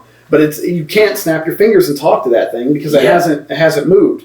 It's the same way as like playing guitar. Yeah. Moving your hands in that manner, dude. I've cussed out my pinky I don't know how many times, dude. I'm just like, fuck you. I wish I had a musical aptitude. I wish my parents pushed me to learn something in school besides like the sports. I wish I had another after school curricular. So when people are getting into the gym, the first step is, I would say, you don't, unless you weigh 250 pounds and have 10% body fat, you don't need to use machines. Like the machines to where like you sit on it and it says like we're working your back out and you sit on that and you're like cable machines. This machines for extension, all machines that take out the free floating or open chain movements. Okay, so I was doing that totally wrong. Yeah. What I would do is I would go into there and I would do a round on those machines like 3 times, all of them. And I would say that's like there is benefit to that. Yeah. But that's not how your body is meant to move. Okay. When you say like the bicep machine, it'll put you on this pad and it'll like lock all you have is just your bicep is only movement. Yeah. This is not what the bicep is meant to do. It's meant to pull. It's like its job is meant to work with the back and the shoulder and all together. It's like its main job is to pull. It's not meant to curl. I always thought like those type of workouts were weird. You know, I did oil field work and you know a bunch of that crap. I've done physical labor and it is, and your body works together. You're not nowhere in nature are you doing this almost. Yeah. You know what I mean? Yeah. Like you said. It moves all through the motion, and the muscles are designed to work together. Yeah. It's designed to work in a kinetic chain. So it's like the best growth I've ever had in my biceps is doing chin-ups like this, pulling in with my back and everything. Yeah. I still do some curls, but I don't do it with a machine. I do it with a free weight and pulling it up that way. Yeah. Because that still requires locking my back in, holding my posterior up and keeping my body in a straight line. Yeah. And those, like, I do use machines, but I supplement them. At the end of a workout, I'll use a machine to get a little bit more progress and not completely tax and target that area. Yeah, I don't want to tax my nervous system too much using free weights because that's like the big demand on your body. It's these big compound lifts we do. We can talk about like the big 3, the bench, squat, and deadlift. They have a huge demand on your nervous system. You send a boatload of information to be able to press that weight up or squat that weight up. Because you're using your triceps, your chest, possibly some of your shoulder. Yeah, your back. You use your back. You use your lats way more in bench than you think. Really? Very to keep yourself stable? Yeah, and it contracts and pushes that weight up as well. Oh, so so it gives you a base to work off. Yeah, but that's pretty cool, man. It goes down. I don't know anything about this, dude. I just go to the gym and I'm just like a damn chicken running around. That's what the arch is like. The arch of when you see people arch their back, I've seen it allows their lats to get leverage to push with it as well. It also, they took it to an extreme in like powerlifting of reducing the range of motion. Yeah, which I didn't really go down that path of trying to lift the heaviest weight as possible. I'm trying to. I mean, if you're reducing the range of motion, that's kind of like defeating the purpose a little bit, right? You're kind of ego lifting at that point. Yeah, it's a skill. You're developing a certain skill and not trying to develop your body as much. Right on. So, okay, let's keep going with the differences between, are you a CrossFit gym or? Yeah. Okay, so your normal style, I don't know what to call it, so I'm going to call it a normal style gym versus CrossFit. Like, what are the pros and cons of a normal gym, if there are any? Yeah, the normal gym, I'll definitely say if you have a deficiency in your body, that's what I would say the machines are used for, as well as if you have an injury in your back, you can still work your legs. What would a deficiency in your body be? One would be if one side of your body is stronger than the other. Which mine is. Yeah. So if there's a noticeable weakness on one side of your body, you may have to address this one without addressing this one. Yeah. And stuff to get it caught, because that's like the biggest chance of injury. I don't stand straight from my job and what I do and stuff. Like, I'm twisted, man, and I need to get that back online. Oh man, big time. I would say dead hangs would probably straighten your back out the best. My massage therapist told me that as well. So some kind of a deficiency, that stuff's good for. Yeah, if you have a back injury and you still want to work your legs, you can use that. You can use the leg extension, leg curl, leg press, and that would be a way to keep training and still manage that injury. So that's like a good benefit of that one. The thing that I hate about those gyms is like they have like 10 bench stations and one squat rack like back in the corner hidden away. My gym has technically 6 squat rack stations. Yeah. And that's all you need to be. That's like the most important thing to improve your fitness is working from a squat rack. Not just from squatting. You can do they got the things to where you can hang on it too. Pull-ups. You can literally just move a bench in there and do a bench press from the squat rack, even though the gym bros will hate on you for it. Huh. but never curl in the squat rack. You can bench in the squat rack, never curl in the squat rack. But that's I would say I do coach CrossFit in the gym. Okay. And it is a CrossFit gym, but my gym is a gym for athletes and people wanting to, it's to be their best self. Yeah. Like to run faster, to jump higher, to lift heavier. That's like my philosophy of coaching. So instead of, and I'm not trying to talk bad about anybody, but the idea is to be functional as opposed to be big. Yeah. And we delve into the difference between bodybuilding, Olympic lifting, powerlifting, calisthenics. There's a million different types of fitness, and they all have their benefits and they all have their negatives. Like bodybuilding is trying to grow as much muscle as you can. Dude, I respect those guys. They sacrifice a lot. I don't know much about working out and stuff like that, but man, some of my friends do. They are just freaking gorillas, and I'm like, dude, the dedication, because they gotta eat a bunch of food. Yeah, the caloric intake man, and it's gotta be the right food, and then the years that it took to pack on that style of muscle. I mean, I'd be happy to look like you, man. Oh, is that a shot? No, I'm saying if a good year for me is gaining 3 to 5 pounds of muscle. If I gain 5 pounds, that's a good year. It usually means I didn't have an injury or I didn't get really sick. Yeah. If I could probably put on 5 pounds if I get a good year of not having one of those problems. But it took a long time. I think it was I got my first implant scan when I was 28 to 29, and I had I think it was 94 pounds of muscle on my body. Yeah. And I was always a more muscular guy. I've always been lean. I've been scrawny my whole life. You got room to grow. I'm getting fat now, though. But dad bod's setting in. Oh, that was the age when my dad bod was setting in when I went to school for being a drone pilot, and I was going to classes 12 hours a day. So that was starting to set in. But since then, I have started doing in-bodies and scanning myself, and I've slowly put up to around about 110 pounds of muscle now. Nice. And that's 5 years. It took that far to get to that point. So it's not easy to do. Especially the more training you do or the more advanced you get, the harder it is to go further, to get more. Yeah. So it takes a long dedication to get there. Yeah. Bodybuilders, their goal is to get their muscles as large as possible. Right. They really don't care. Well, like strength comes with it, but they don't want pound for pound strength. They just want as much mass as they can put on there. And that's a different type of muscle. Your muscle fibers are a lot larger in a bodybuilder. Now, is that, okay, so they say you got, and I hate to get too far off a track here. I want to talk pros and cons of each situation. So let's kind of try to stay focused on that, but not divert too far off it. So is that where they say like you've got your fast twitch muscle versus your slow twitch muscle? That definitely would say that the larger ones are probably more. I wouldn't necessarily label that as either or. It's fast twitch is very explosive. It's very. It costs a lot of energy to use. Yeah. Slow twitch is more of your endurance. It can keep going. You have a lot of slow twitch in your.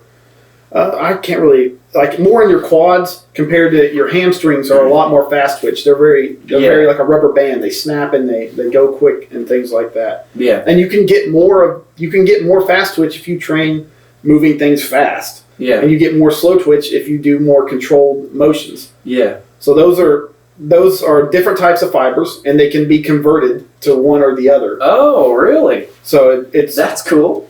A triathlete or just an endurance runner could have as many muscle fibers as a bodybuilder. Yeah. But their muscle fibers are very thin, very efficient, and very they're still strong, but it's strong in a different way. Yeah, as a bodybuilder's muscle fibers will be large. They'll take up a lot of volume. They'll be designed to.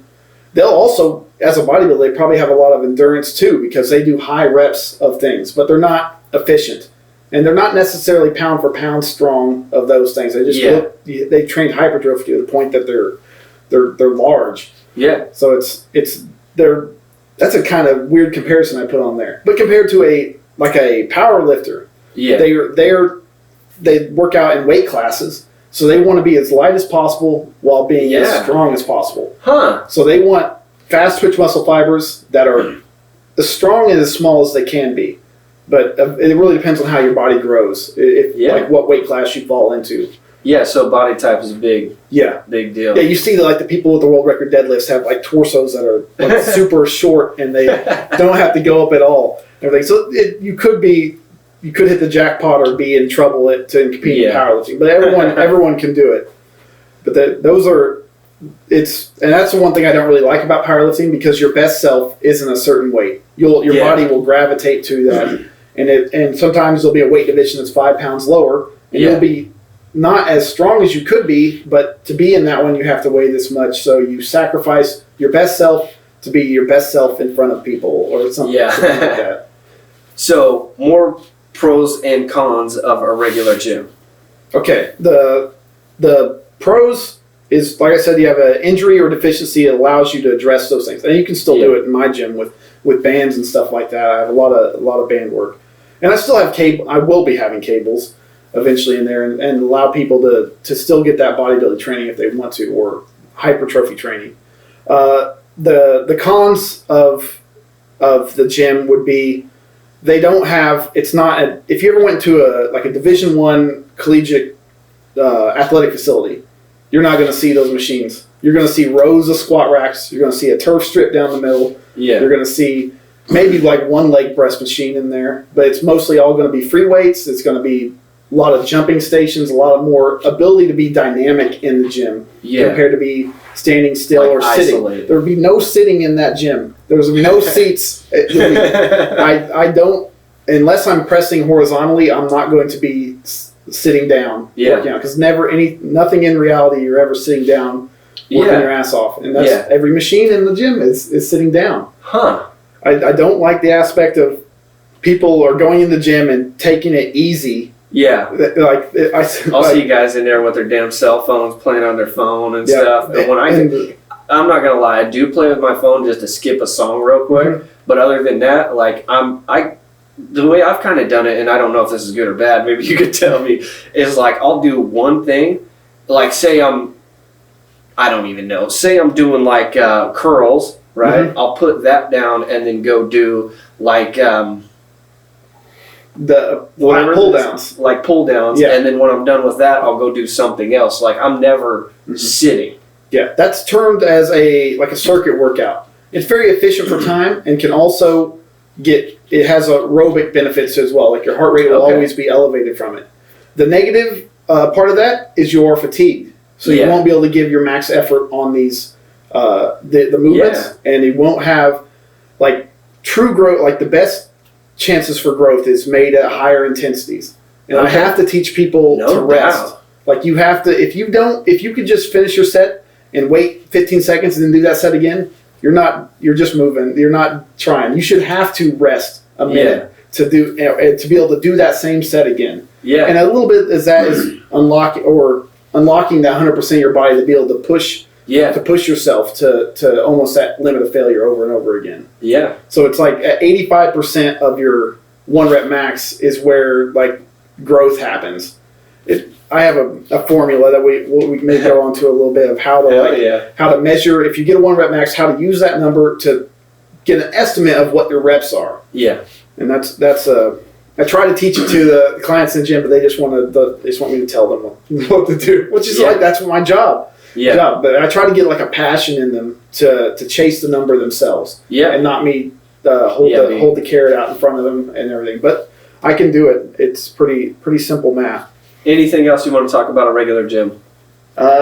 We talked about like the circuit style training. Yeah.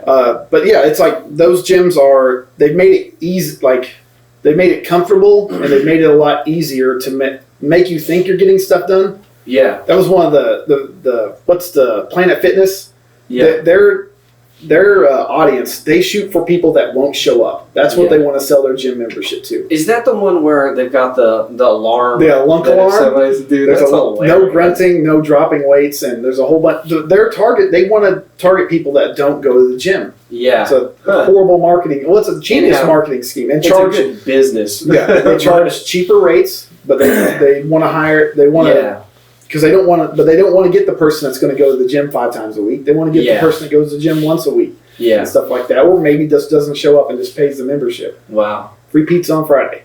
Yeah, and if you're in there actually getting a workout, I mean, there's been times where I'm like that last one. I'm just like, yeah, gets a like I feel like you almost got to do that, dude. So that makes a good point, man. If you're not doing that, you're probably not really working out. Mm-hmm. And it comes down to percentages, and intensity is the most important part of making progress. Yeah. Not just moving through the motions. Too many times I've seen people go in and do their 30 minutes on a treadmill over and over again.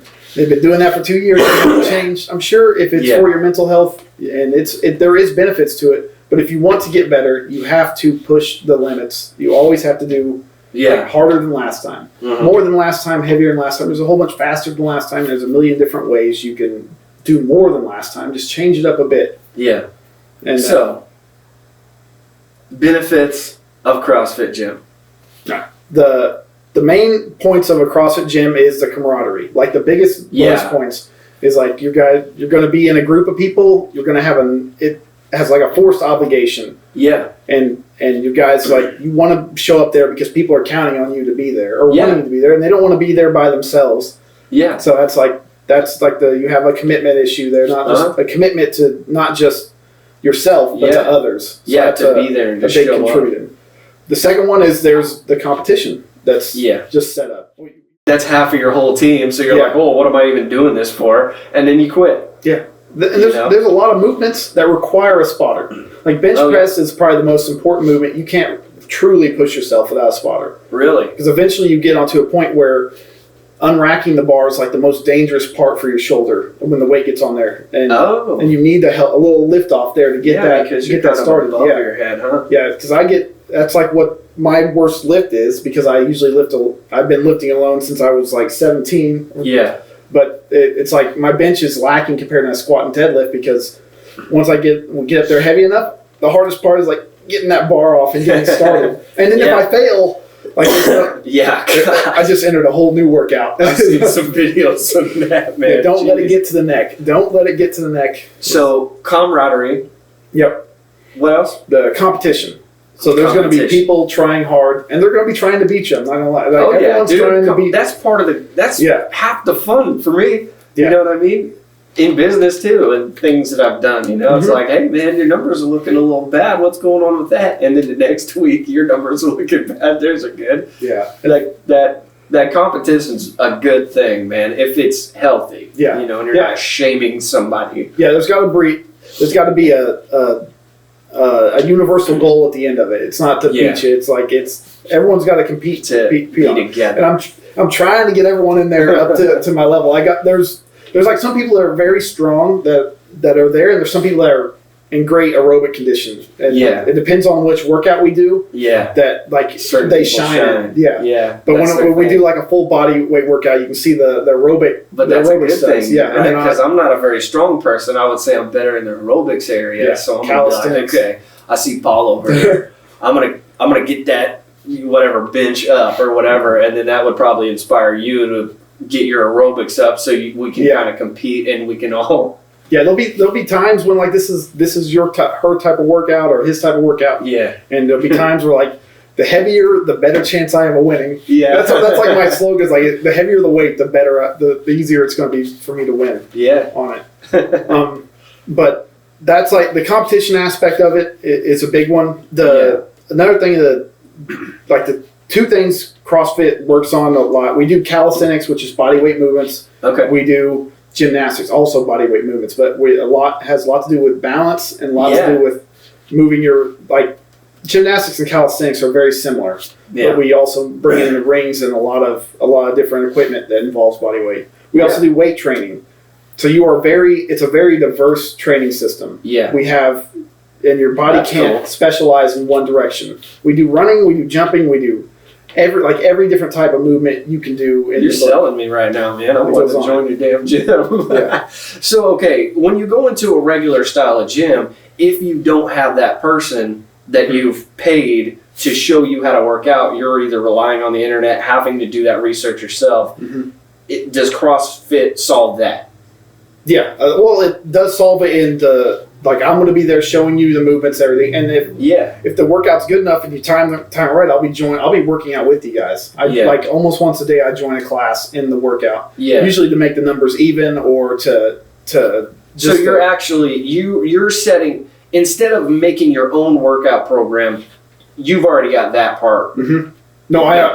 I program my own workouts in there. For your whole... CrossFit group. Yeah, for the whole CrossFit group. So they don't have to plan the workout. Nope. You're teaching them the movements. Yep. And we're progressing all of it, and we call them training blocks of where this next 3 weeks we're going to be training how to do power cleans, squats, maybe bench press. Those are our 3 big movements that we want to get better at. Yeah. And then the next 3 weeks maybe we'll work on getting better at pull-ups. We'll be getting better at deadlifts. And it's always trying to progress, always throwing in variability. Yeah, and that's one of the biggest factors to change. Louis B. Simmons, he was like Westside Barbell power lifter. Yeah, he said variation is a catalyst to change, which means how many different ways can you do a deadlift?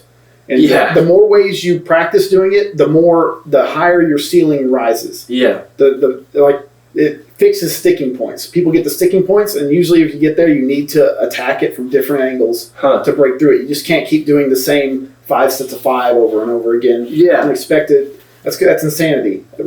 So it's like a regular curl versus like a hammer curl or some other kind of... How many different ways can you curl a barbell? Or a dumbbell, or a kettlebell, or a band, or a cable, or a body weight. There's a million different ways you can perform a curl. So keeping that switched up is a good thing. That's going to keep your body adapting and keep your body changing. And that's people get in the same groove doing the same workouts over and over again and wonder why their body hasn't changed in 3 months. So you like plateau at that, and the way to get out of that is to switch it up. Yeah, change the amount of reps, change the intensity, change the amount. There's 50 different ways you can change your rest. Yeah. Or change your workout, and those all promote different.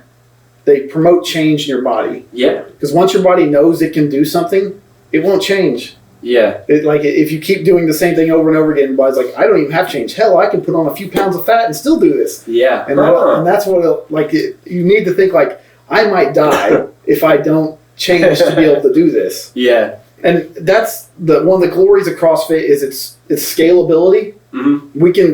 we can have a day one in there and a 10-year CrossFitter in there. They can do the same workout, and it'll be it won't look the same. Maybe he's jumping on a 40-inch box and she's just doing a 12-inch box step up to start with. But we're training the same muscle groups, and it's the same workout, just at a different level in their life, different point in their life.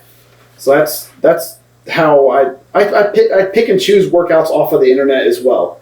Like there's a whole bunch of like WODs that are iconic to CrossFit. WOD is a workout of the day. Yep. Yeah. The acronym, first acronym.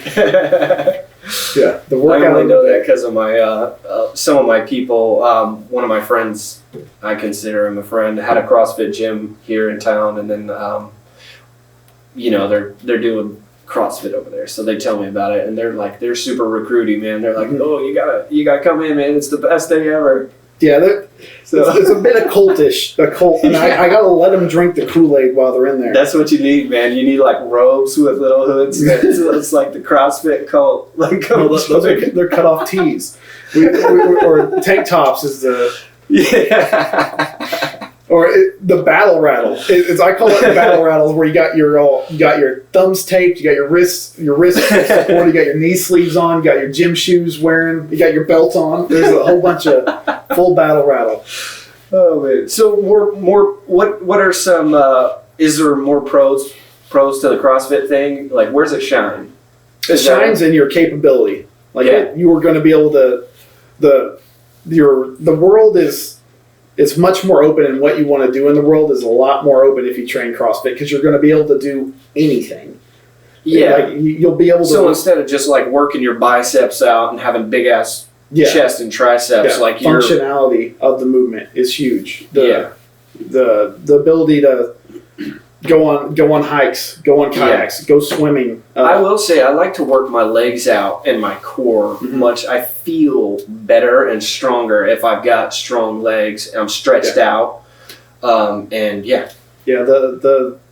big things of like that identify as CrossFit, especially different from a conventional gym, is we are super strong grip. Like we have a lot. Oh man. We have really strong grip. We have really strong core. We have a lot like strong legs, and usually like the shoulders from doing all the Olympic lifting is a growth that you see from it. It was my nephew's birthday a couple of days ago, and we went to Sky Zone yesterday, and they've got like this little obstacle course section, and like you hop on these like hanging flat things that have circles in it. Okay. So I'm hanging on that, right? I'm sore as hell today. So I'm hanging on that, and the grip strength on that wasn't bad because I had a hole to put my foot in. So you get across a couple of these, and it's just like a ball hanging.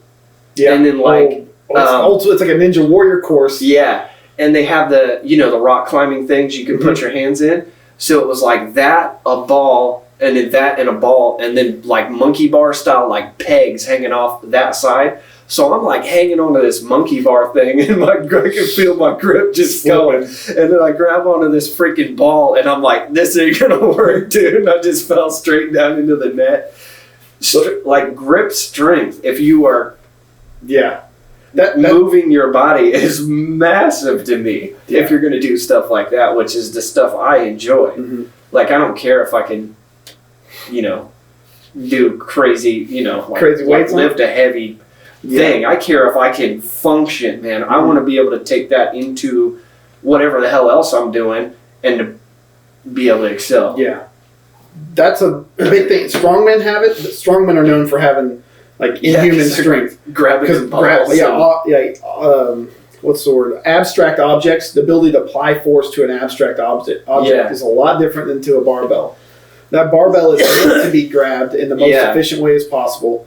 Whereas if you're throwing a keg, it's a little different. Yeah, you got to hold something differently, and your ability to apply force to something is determined by your ability to grip it or to control it. So grip strength is the most defining. Yeah, if you can't manipulate that thing, you're a big thing that you'll definitely notice. Like this motorcycle engine only weighs 300 pounds. I can deadlift 300 pounds, and you can't freaking get it off the ground because you can't apply force to it. Yeah. So you have to be able to get a grip onto it to be able to apply that force. Your interface. Yeah. So that's one thing. Like it's gonna make you more capable in the world. Yeah. And that's like if you want to be better at carrying your kids, we're doing that. I think kettlebells correlate to tossing kids around the best. I love doing kettlebells. I usually use them over dumbbells. Yeah. While I was in Europe, I got on there's more kettlebells in gyms in Europe than there are dumbbells. So let me ask you this: when you're holding on to a dumbbell, right? The mass is almost center of your hand. Yeah. You know what I mean? Whereas, okay, and say I'm doing a hammer curl like that.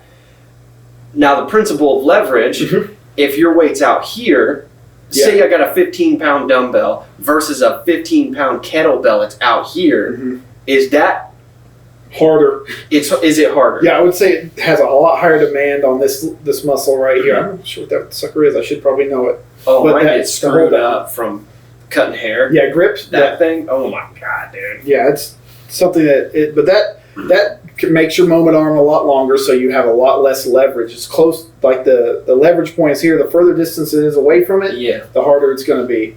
And the thing about kettlebells is it allows you to be more dynamic through movements. It allows you to throw weight, swing weight, and stuff like that compared to a dumbbell. Where you're using multiple muscles as opposed to isolating. Yeah, it's a lot similar of like moving things in real life is we don't move it perfectly in this motion that we would do. There's a lot of momentum and swinging of developing force, and then kettlebells allow you to use that a lot better. So that's I always try to bring kettlebells in there. I can definitely tell the members we have now don't have that much experience in kettlebells and prefer dumbbells, and that's another benefit of CrossFit. If you want to use dumbbells, you can. If you want to use kettlebells, you can. If you want to use a barbell, you can. It's all the same movement. It just has a little bit of twist to it. Was it you that I was having a conversation of the origin of the kettlebell? The kettlebells? I've talked to a lot of people about it. Yeah, I went on a research thing years ago because I thought it was fascinating. I can't remember how it originated, but they were like weights in some kind of a factory or something. Cannonballs. Cannonballs? Yeah, they had all these cannonballs. They had all these cannons that were firing cannonballs, and all of a sudden we got rifles. So we had thousands and so many cannonballs left over, especially in Europe. Really? So the Russian saga of it, they had all these cannonballs. They didn't know what to do with it, so they put a handle on it and started swinging them around. I thought it was like some kind of a weight in a factory. They had the ball at the end and then the handle, and they would hang that weight on something for some reason. Hell, I'm trying to think of it. It's possible that could have been one of it from there, but from what I remember, it was from that had cannonballs left over. So they put a handle on it, and they gave it a use for the cannonball again. Yeah. So that was one, but it also could have originated from India as well. Like India and Russia have both, like they definitely had some different lifting strategies. Compared to how Europeans and American all that advanced. There's one guy that's a Russian guy. He's like it's like super kettlebell guy. Yeah, you know what I'm talking about? Pavel Tatsuin. Yeah, he's all about it, man. Yeah, I watched his seminars and stuff, and that's like what I learned my initial kettlebells from.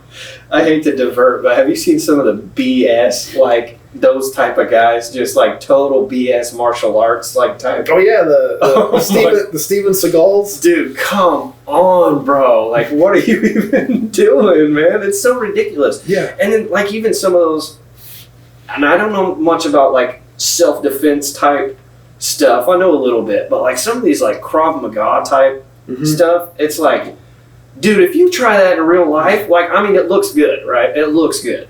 But if you try that in real life, I think half of that shit will get you killed. Yeah. One of the greatest, when I did combatives in the military, we did knife fights with tasers. We had taser knives. So fun. That is fucking badass, dude. It is so fun. It was like the most fun. Is the taser enough to put your ass out to where the taser's enough to cut through shirts. It'll cut through your shirt if you like scrape it across your shirt. Really? So it'll bleed. You'll bleed from it. So it gives you great incentive to not get get the knife in you. But it's cool how you see like the people fight. Like the little guys will be all finessing, dancing in around and trying to get a cut in. Yeah. But when you get like two big guys, they just run in and grab each other and just start trying to gut each other. It's that's like a real knife fight. Like so is you want to control the knife. Yeah. And you want to grab the blade. Control the person. Yeah. you can control the arm, isolate the arm if you can, and then get yourself in between get the knife and then behind you. Yeah. And now you have their arm with it, so you can get that knife out of it. You want them to have your back? I got their knife.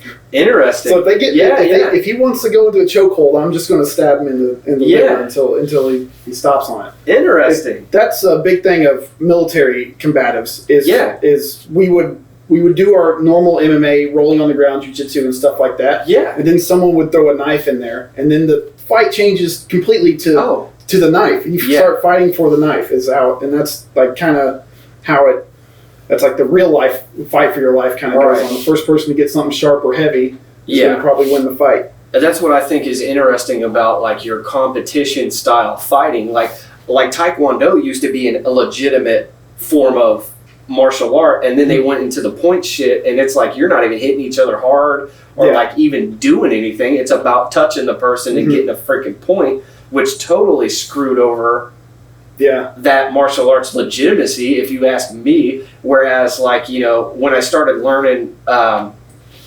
of my friend's dads was a career military guy.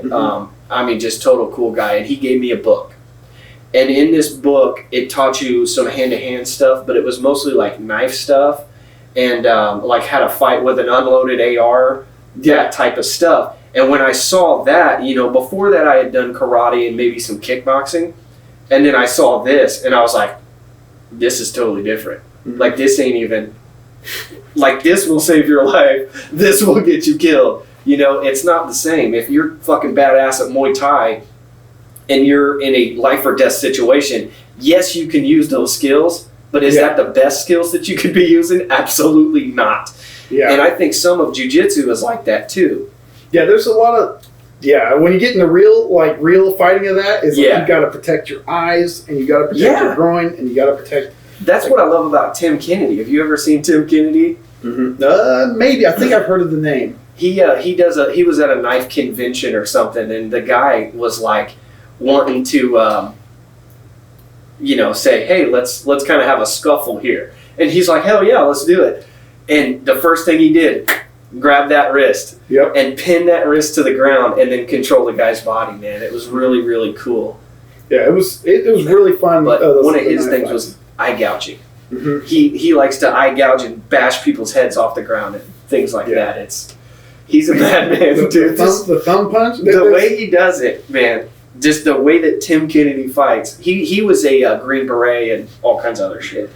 So, I mean, it's straight to the point. I mean, it's get the fucking job done. It's not like dance around and play and like all this other shit. It's fucking fascinating if you're into that. But anyways. It's like the rear naked choke in mixed martial arts. They put you there and they'll hook their hand behind it and hold it there. A real one, you go in there and you grab the eye socket and pry their head open with it. Yeah, so because they're not going to headbutt you at that point. Yeah, well, they can maybe throw it, but like you either get the eye or get the nose or get a hold of something. Ooh, that's nasty. And pull their neck up to open it. Yeah, so that's like the mean way of it. That's badass. Like the first person to win a fight is the first person to sacrifice their morality.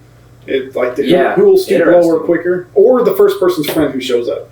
Yeah, that's like the two ways to win a fight. Multiplication of force. Yeah, that was another thing. Like they'd have 3 versus 2 fights and stuff. We do a lot of those and stuff where you gotta learn to fool a person. Yeah, I was pretty good at it. I was a bigger guy, so I could like hold one guy down and the other guy would be trying to choke me the whole time. And hopefully my friend wins the fight over there in the one-on-one or something. We did a little bit of that when I was training MMA, and what I would do is try and get all the guys to where I could see them. You know what I mean? And then I would kind of like shoot in and just like and hope to God they, didn't come around me, and then just kind of back off again and kind of just like guerrilla warfare. Russia does that a lot. They do some crazy like 20-on-20 fights where they just... dude, some of that stuff is so cool. I think it's some brutal. Because can you imagine just like you're fighting a guy and you're doing what everyone taught you, and this guy just comes up and kicks you in the side of the head when you're...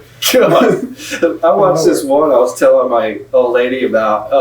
It was like they had a guy, and it's a cage. They had a guy fighting 2 girls. Oh man, he was like a fat dude, and he's like fighting these 2 like fit girls. It was like, I did, and he's just walking around. Yeah, I remember. And he'd like bash one, and she'd like go flying, and the next one would come at him. Did you see the Eddie Hall one? The Eddie Hall fight? He's the world's strongest man, but he fought two guys. He's really athletic, actually. Yeah, he used to be a swimmer and everything. Really? Yeah. So he has... I don't know if I saw that. Was he fighting two regular guys? Yeah, two blonde-haired regular guys. And it, like, for, like, 3 rounds, they just, like, ran from him. Or they tried to, like, get on one side and they just ran from him. And eventually trying to wear his ass out a little bit. Eventually he got a hold of one, and he just freaking... And he just, like, sees him out of the corner of his eye and just... stone cold, just finishes, like, cold cocks him at the ground. And then you had to fight the other guy. You had to tap them both out. And it was just like a sad display. Because the guy weighs 400 pounds. He's fighting. He whip their ass? Yeah, he won. It wasn't... Weight matters. It wasn't close. Yeah, he weighs weight matters. Like almost 400 pounds. They weigh probably 160 each. Yeah. So it's like you just have to hit you once. Yeah. It doesn't have to be in the face. It can be anywhere, and it's probably gonna put you down. Yeah. But it was sad the second one when it was 1-on-1 at the end. He's like looking up at the ref and like, dude, you're out of there. Call it. He's like, I don't want to do this anymore. Yeah, but there's a lot more crazy sports that are going to be going, or especially in celebrities and stuff are going to do that kind of thing. Jeez, sports nowadays is an interesting topic. I don't know if we want to get into that. The Olympics are going on right now. Yeah. And they got a real good boxer over there in Serbia or something.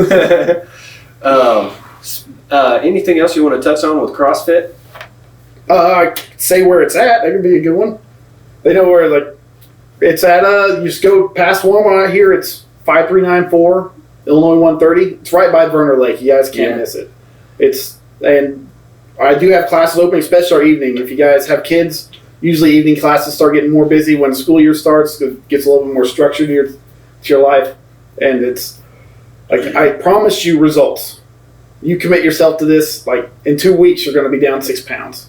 Wow. Well, it depends. I can't promise that. Right. But like the majority of we've been going for about 5 weeks now. Yeah. I'd say we've really ramped it up in the past 2 weeks because they're starting to get in shape and condition. Yeah. And you can see the difference in all the clients and everyone that's going there right now. So now what's the process? Say, I'm actually interested in joining your gym at this point. So how do I need to go up about signing up? Do I show up to the gym? Do I get a hold of you on Facebook? How's the process from, hey Paul, I want to get into this, to doing it? Yeah, the best way to put it is I have a 2-week intro class. That'll be, if you're not sure what you want, just give me 2 weeks, and it's a 4-class period, and we do basically an introduction to all movements. Mm-hmm. And it's where we're going to practice a lot of bodyweight movements. We won't push numbers that it'll give me the warm and fuzzy that you're ready to be released into the wild of it. But that's the first way to go on. Or you can just show up and be like, I want to do CrossFit. Though there may be days where we start doing some very complex movements that you won't be able to really push yourself intensity wise. Yeah. But like if we're doing squat snatches or some crazy handstand walks and stuff like that, we'd have to modify it a lot. Yeah, I've been fighting the whole CrossFit thing for years, man. And it sounds like what I want to do. Yeah. Well, it's not. They were doing CrossFit before there was CrossFit. People were doing the HIIT workout kind of style. Yeah, I love that type of stuff. Yeah, so it's CrossFit was just a name, and there's a point of it where I don't like it, where it gets down to like butterfly pull-ups and people start skipping. I have no idea what that even is. They start doing movements that are not beneficial to you for time. Like it gives you a quicker time, but doesn't actually benefit your body. And that's like where I've cut myself off from pursuing down that path. I want to be my best self. Yeah. And like handstand walks is not really, you're never walking on your hands ever. Yeah. And it's a little sketchy for the shoulders. Your shoulders aren't meant to do that. I wouldn't be able to do that because my wrist doesn't bend far enough back. I've screwed it up skateboarding. Oh man. So I can't. You can try to get some of that back into it because there's a lot of catches you have to hold the bar like on the fingertips. You don't even have to have it full hand, but if you can get but that's more of getting your elbows high, and that's where people are limited on it than their wrist flexibility. They got to be able to get their elbows up to be able to get that bar to their shoulders. But that's what I'd say. Like Facebook, you have a Facebook page which can link you to the Wattify, which gives you like the pricing and everything for it. Okay, what's your Facebook called? It's 618 Vertical Iron. 618 Vertical Iron. Yeah, that's also what my gym's called. But Also, there's a members page, 618 Vertical Iron. It's a group page, and that's where I do shout outs and tell there's events going on. Yeah. Also post some memes and stuff every now and then. That's cool. That's like the two best ways to get there. Or you can just show up. I'm there every morning and every evening. Yeah. Through the week. And there's a cardio class it's free for members. Every Saturday we do a 8 a.m. cardio class. It's just basically where we work up a sweat. Then we probably work on a little bit of mobility and recovery, stretching, and trying to get all those bumps and bruises that we've acquired throughout the week addressed. So, okay, so we know how to get a hold of you. How are you doing your memberships? Is that is that a monthly thing, or how's that work? Yeah, the most efficient thing is a monthly membership, and that comes down to you can get once a week, twice a week, 3 times a week, and then there's an unlimited class. I would say the unlimited class is more of a family package because it allows for 2 people to have the access to the gym together and stuff. Cool. So, and that's like the most cost-effective way. Do you want to talk pricing or no? Yeah, I can say pricings on it. It's for once a class, it's like $75 a month. 1 class a week. Yep. So you're going 4 times. Yeah, it'd be 4 times, but you can also technically get a free class on Saturday too. So you can still get efficient on that. And also, you're getting access to a gym, somebody to teach you how to do that, and a workout. Yeah. It's already planned out for you. That's going on. Yeah, you'll have a workout on the board, a different one every day. Which I'm not sure what a personal trainer costs a month, but I know a guy that's got one that's thousands. Yeah, But that person puts him on they're top tier, ridiculous. And this guy, dude, you ought to see him, man. Yeah, you got to look the part. That's the number one. You sell your body is what you do as a personal trainer. And I also his personal trainer is actually a woman. He does it online. He sends her a picture every week, and she adjusts his diet and all kinds of shit. It's crazy. Well, she's a nutritionist as well. Those guys roll in the bank. And eventually I'd like to get it on there. I say I know more than most nutritionists, but there's a liability. There's a liability to it. That's why you have to get licensed for it. And I understand why you have to be a licensed nutritionist. Yeah. But I have a lot of understanding of macros and proteins, carbs, fats. You can at least help guide somebody. Yeah, I can give you my advice. I can give you my advice. I can't tell you eat this. Yeah. Because that's there's a liability to that. Awesome. But so you're once a week is $75. Yep. Twice a week is $125, and that's the majority of what everyone does is twice a week. Yeah. And then the people that are truly committed to it are the 3 times a week, which is $150. Right on. And the unlimited is $250, but that allows for 2 people. And that's as many times as you want to go. And you also get 24/7 access to the gym with it. I'm terrible at math, so that's $125. Yeah, $125, and you can come 5 times a week if you want to. I don't think you'd make it. Yeah. But, even I can't. I have to take. My off days, I do a little pseudo bodybuilding and just cardio. Yeah. So I usually do CrossFit workouts about 3 times a week. But my off days, I'll do more just jump rope and maybe some bodybuilding movements, just because they just don't fatigue your nervous system near as much. Right on. But that's those are the 3 ones. 24/7 access right now is $35, but the true 24/7 equipment is still coming in. Yeah. You would have access to all the things the CrossFitters have, but not the full plethora that's going to be there yet. Yeah.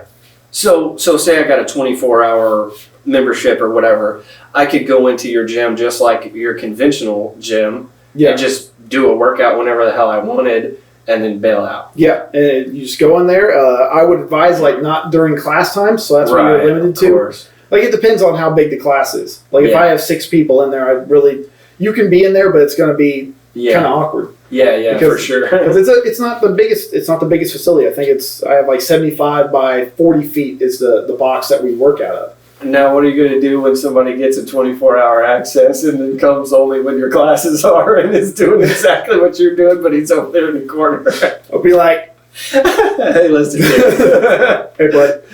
I guarantee it, dude. I'm telling you, man. When I first started my business, man, anything and everything of a disaster that you could imagine, it's coming. You know what I mean? It could be with her too, man. With her and her tattoos and stuff, I'm listen, people are going to be late. You know, and they do it, man. And you've got to implement a policy. And it's one of the funny things about running a business, man. I mean, anything and everything somebody can do to like just throw you off, or like, you know what I mean? They're gonna do it, and they're gonna try it. You know what I mean? It's ridiculous, man. There's freaking. One thing I love about the gym is like, having your own business is. There's going to be problems. Yeah. And there's no one else that's going to solve it but you. Yeah. And I love that. Yeah. But you have to have that mindset in the first place. You know what I mean? You know, certain people open businesses, they don't have that mindset. And they're like, God, people are just this and that and blah, blah, blah, or whatever. And they get all depressed and shitty about it. And it's like, listen, there's a problem. That's an opportunity for you to overcome that problem and instill some confidence in yourself that you know what you're doing. Yeah, I was basically a construction worker for the first 3 months. I was building and taking things out and working with computers, setting up security systems and everything but being what I wanted to be. And it was like a breath of fresh air to start coaching again and doing what I wanted to do. Yeah. But there's still things I have to address that are not really about the gym. But but there's also I want to say about like pricing. You can buy individual sessions if your schedule's not normal. Like once a month, the first month show up is $10. You can just go in and drop in for a $10. Every time after that, it'll be $20 though. Yeah. So that incentivizes you to buy packages, which is like 10 packages, 20 packages, 30 packages each. The bigger you invest in, the cheaper each of those packages. I think it goes down to like $14 a session if you buy a big one. 30 sessions is like a year. That's like a year's worth of classes, really. Yeah. But that's how it goes. The intro class is just $45. That's like $11 a class. You get 4 classes from that one. So that's a pretty. I wish I could be cheaper. How long is a class? An hour. It'll always be an hour in the workouts. So you call a plumber or something. You're like, that initial first hour is like, I don't know, what's a service call for a plumber? $100, $120 or something. $100 an hour. Yeah. For an hour for one guy. Yeah. Or two, whatever. Whereas $10 an hour, you know, that's something I don't think people understand about what I do as well. You know what I mean? Yeah. I'm roughly, if you figure it up, $60 an hour if I'm working all day. Yeah. And honestly, when you're self-employed, you need to make it like around 40% more than a regular person. Say a regular person's got full benefits, retirement, and all of that. Mm-hmm. They make $100,000 a year. You have to make $140,000 a year because you're paying your own retirement and you're paying your own benefits and stuff like that. At $60 an hour, I mean, I'm not making that much money, and people want to complain about. Yeah, some people want to complain about the pricing, and it's just like, guys, if you really understood what was going on here, like how much to invest into it. Like I don't think technically $10 an hour. I mean, I don't think that's. Yeah, I'm happy with just like. I'm happy now that like the first month they opened, I actually made profits. Now, how much profit? At least it pays for the bills. On it. Yeah, but like the invest, I can keep going forward. Yeah, I can keep going forward with it, and I'm still only probably at like. I still have a lot more room to add people. And the more people I get, I can start taking walls out and getting this gym to grow. Yeah, but I'm not going to take that step until. Yeah, your initial investment is like. Yeah, quite a bit more than mine was. Yeah, and you got to really. Yep. I can imagine. To be like, I mean, that's like to be working for $20 an hour when I have like $200,000 of investment in this place. Right. And that's like I should, and I also have to pay CrossFit. I have to pay for utility bills and all these other things. Did you buy that or are you leasing that? I'm leasing it. Like, cool. Maybe I can get him to sell if he. I just got him to get him to trust me. That's what like the end goal of it is. And right. So not only are you paying, electric, water, whatever else there, you're paying for your lease to lease the freaking building. Mm-hmm. So I mean that your overhead is insurance. I have to. Oh man, I didn't even think of that. Yeah, insurance costs $5,000 a year for just to say the word CrossFit. Wow, dude. And that's I love CrossFit, but they really have city prices on that. They should. That's what's like limiting CrossFit from expanding is it can't get to the rural areas because I only have access to like 7,000 people, and of those 7,000, Yeah, most of them are maybe in big 10% of them. Maybe just a big city has access to millions of people to get money from. I have access to like 7, maybe if you do the round area, less. And maybe I get 10% that are interested and want to do this thing. And then of those 10%, maybe there's like 1% that it's in the financial capability of doing it. Yeah, and stick with it and don't give up on it. And so it's like my pool's a lot smaller. Yeah. And I'm still paying the same thing as a CrossFit gym in Chicago is paying. Yeah. Wow. So that's a tough aspect for it. Yeah. That's just me being poopy butt. That would be good for them to scale that, though. You know what I mean? It'd be a little fairer. Yeah, of the area of like my demographic's a lot smaller, and so I'm still paying my. Maybe it's a bad business decision, but it. I want to. So here was always my question, right? What if you just drop the CrossFit name and just say we're doing? Yeah, other gyms around here do that, and it may have to be one of my options. Later down the road, if I already have a following, I don't need to say that word. Like I don't need to attach that to my side. Yeah, but there's some benefits of being affiliated. I get a lot of discounts on buying nutrition supplements. That's cool. Gym equipment. There's a lot of. I wouldn't say like necessarily the heavy metal gym equipment, but simple as like bands and jump ropes and everything. Get a pretty good discount for those. I've got bands upstairs, man. And I got like 5 hooks on the wall. Yeah. And I'll do different stuff with that. I love it. Yeah, we use a lot of bands especially for warming up. Band work gets you those muscles activated. And I also do it for at the end as like a superset to get for like triceps or biceps, shoulders, things that get the pump. Hell yeah. I don't chase pumps. Yeah. They chase me. Right on. Well, anything else you want to get into, man? There was a lot about your facility. I didn't want to. I really hope. I already got a good morning group. There's a good morning group of people. Nice. If anyone wants to go at 5:30, those early bird crazy. Dude, I used to wake up at 4:30 or 4:45, depending on how I felt. Get my butt up, be at Fit by G at 5 o'clock, and me and my buddy would do 3 or 4 miles. Like kids at least 3 times a week, and I almost God, I can't remember. It's been a couple of years, but I can't remember if we were doing that every day or every 3 days a week or what, man. But waking up and just pushing that, the devil on your shoulder out and just saying, okay, I'm up, I'm doing this, and I'm ignoring the devil on my shoulder, and I'm just going. Once you start your day out like that, the rest of your day is just a series of accomplishments, man. To me, I feel better. I got that in. Yeah. You know what I mean? And now it's time to just, first off, I kicked my morning's ass. Now it's time to kick the rest of the day's ass and then just chill out after work. You have that endorphin ride. You're riding that physical high. And that's a thing that physical fitness does, is in order for your body to cope with the stress that you're putting on it, it'll start releasing endorphins or dopamine. Okay. So that's like the runner's high they talk about that you can get to. You run after like 8 minutes in a row. All of a sudden all of a sudden you feel better. All of a sudden, that's your body releasing those endorphins to reduce pain. Yeah. And you kind of get to ride those out for the rest of the day. That's awesome, man. So that's I enjoy doing cardio in the morning. Yeah.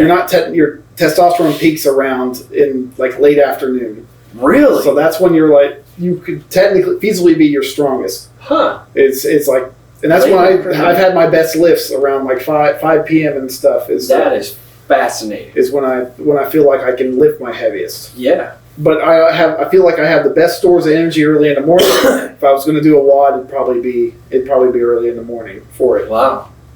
So you got an early morning class. You 2 of them. I got a 5:30 and 7:30 right now. You get a few for the 7:30. But a lot of people are working around here, so that's usually So it depends on your work schedule. And the evenings is with 4:30 and a 5:30 class. I'm open to more like to switching that up or bringing in maybe a youth class and trying to work with the schools or something like that. There's a lot of different. It doesn't have to be. I don't need CrossFit to coach. I can coach functional training. I can coach a million different types of workouts. So you're kind of testing your market right now, seeing what the area needs, and you're trying to be that. Yeah. Find a want and be the find a need and be the want. Well, something like that. You're finding your lane. Yeah, adapting to what I have to do, and that's another good thing of business is like. There's no blueprint, and I just gotta find a way. I might be. You can renting do kayaks. You want. I might be renting kayaks out there, kayaks and paddle boards. Because we're right by the water, and that's we're right on the water. That is, yeah. So that's like could be another service where I'm bringing in a sauna here. Probably be here by winter. It's gonna be an 8-person sauna. I've always wanted to do that. Yeah. What are the benefits of that? Oh man, and we're also gonna have a cold plunge. Which is, I'd like to make it You're gonna have professional. Yeah, we're going to have cold plunges. Probably at least 2 of them. Man, now you're talking. Yeah, so sauna or heat therapy, and usually it's around 140 degrees is where your body starts being exposed to 140 degree temperature. Yeah. Your body starts producing growth hormone to recover from it. Like, yeah. Okay, so let me ask you this. When you get in a sauna, is it just like a hot room, or is there like steam involved, or like... It depends. It depends on There's wet sauna. There's dry saunas and wet saunas. Okay. So I'm not sure which one I'll get. I think they're both beneficial. Yeah. It's going to be an outdoor sauna, so it could be a wet sauna. People sweat a little bit easier from those. Yeah. It's a little bit more hospitable. When I've ever been in it, it feels easier to stay in there when it's a wet sauna, steam sauna, compared to the IR, the red light therapy. But when you're exposed to hot enough temperature, your body starts releasing growth hormone because it thinks that's massive. Yeah, it thinks your skin's breaking down. It thinks that your body needs to recover the damage that it's a harsh environment. That you're in. Mm-hmm. So your body releases growth hormone to attack that harsh or to adjust to that harsh environment. Yeah. Be in there for an hour. You can be in there. I usually do 20 minutes. 20 minutes of cooking. Drink a liter or 2 of water while I'm in there. Yeah. And then I'm out. Wow. Well, that's much cheaper than buying some growth hormone. Yeah. It's a body's natural response. And that's the same as working out. Just like when you live or if you're in an austere environment, your body's going to produce more testosterone. Your body's going to produce more growth hormone to be able to attack that or to adapt to it from it. Cold therapy, like being... You burn more calories for time being submerged in cold water than any form of cardio. What? You will burn a massive amount of calories being underwater. That's why. Is it because you're shivering and then you're also in that harsh environment? Yeah, it's in exposure. Your body has to regulate its temperature. It's a lot easier for your body to cool down than it is to warm up. Keeping your body warm. So like camping in the winter is way worse. Oh yeah. Than camping in the summer. You'd much rather be all sweaty and sticky than freaking shivering. But that's what fighters do to cut weight. Yeah. They get in the cold and they'll lose freaking 15 pounds in an hour. Oh. And you don't. What? You do that not. That does not sound healthy. Well, they're in the. Have you seen Conor McGregor when he gets cut down? Yeah, scared. His cheeks are all sunken. He looks like a crackhead, dude. You see his skull, basically. It was sticking through it there. But the only reason they survive that is they're in the best shape of their life. Oh, dude. So they can take that, like normal person, you should aim for, if you want to get the best benefits of cold exposure, it's around 11 minutes of submersion a week. So it can be in 2 or 3 sessions, like 5-minute session and 2 5-minute sessions. I can't imagine being 5 minutes in some cold water like that. Ain't too bad. The first 30 seconds is the worst. Oh, dude. You kind of get... Yeah, I could see that. Yeah, so you just gotta, but we have a sauna. First 30 seconds feels like an hour. Yeah, you just gotta. I'm still here. Focus on breathing. It's only been 10 seconds. Yeah, you just gotta breathe through it. Yeah, it's called and get. But we have the sauna. You get from the sauna, you jump out the sauna, you get to the cold plunge, and that kind of dampens that first 30 seconds of shock. Oh man! So you soak it in, and that has a huge benefits to increasing your. Basically, it's not white, but it's your immune system response. Wow. Like your body produces what's it called? Liver enzymes, liver proteins, which is used for your immune system. Wow. Because it's when your temperature fluctuates a lot, that's when people get sick. Yeah. Your parents would say, stop going in and outside in the cold and to the hot, you're going to get sick. Yeah. It's because it has a big shock on your immune system. Wow. So your body starts having to release things to hibernate because it thinks you're going through some crazy mountainous desert valley.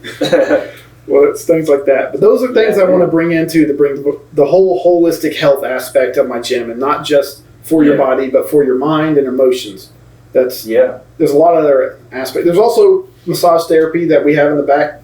Natalie works in the back there. She has a few other people that are wanting to join on, and I'd like to bring in that integrative health coaching in there as well. Yeah. It's hard to sell that to people because it's just like people aren't looking. It's like, how do I sell something to someone that's not looking for it or don't even know what it is? Yeah. And it's it's changed my life. I know it works because I used it and it got me here. Yeah. So I know it. It's just all about goal setting and going. And that's what you provide. Yeah. It's like we set a goal together, or you set the goal yourself. Yeah. I just kind of let you walk that path yourself and guide you on the path. Yeah. A little kind of a touch on the subject that you were just talking about. I have had Natalie. Yep. Schrock? Yeah, something like that. Anyways, guys, she has massaged me with the best of them. Highly suggest her as well. Very good. Yeah, I always go to her first whenever I have a kink or something in my back or shoulder. She's not afraid to get in there and get it. Yeah, she understands anatomy really well, and it's like my first stop. And usually she addresses it in like 1 to 2 sessions. It's pretty good.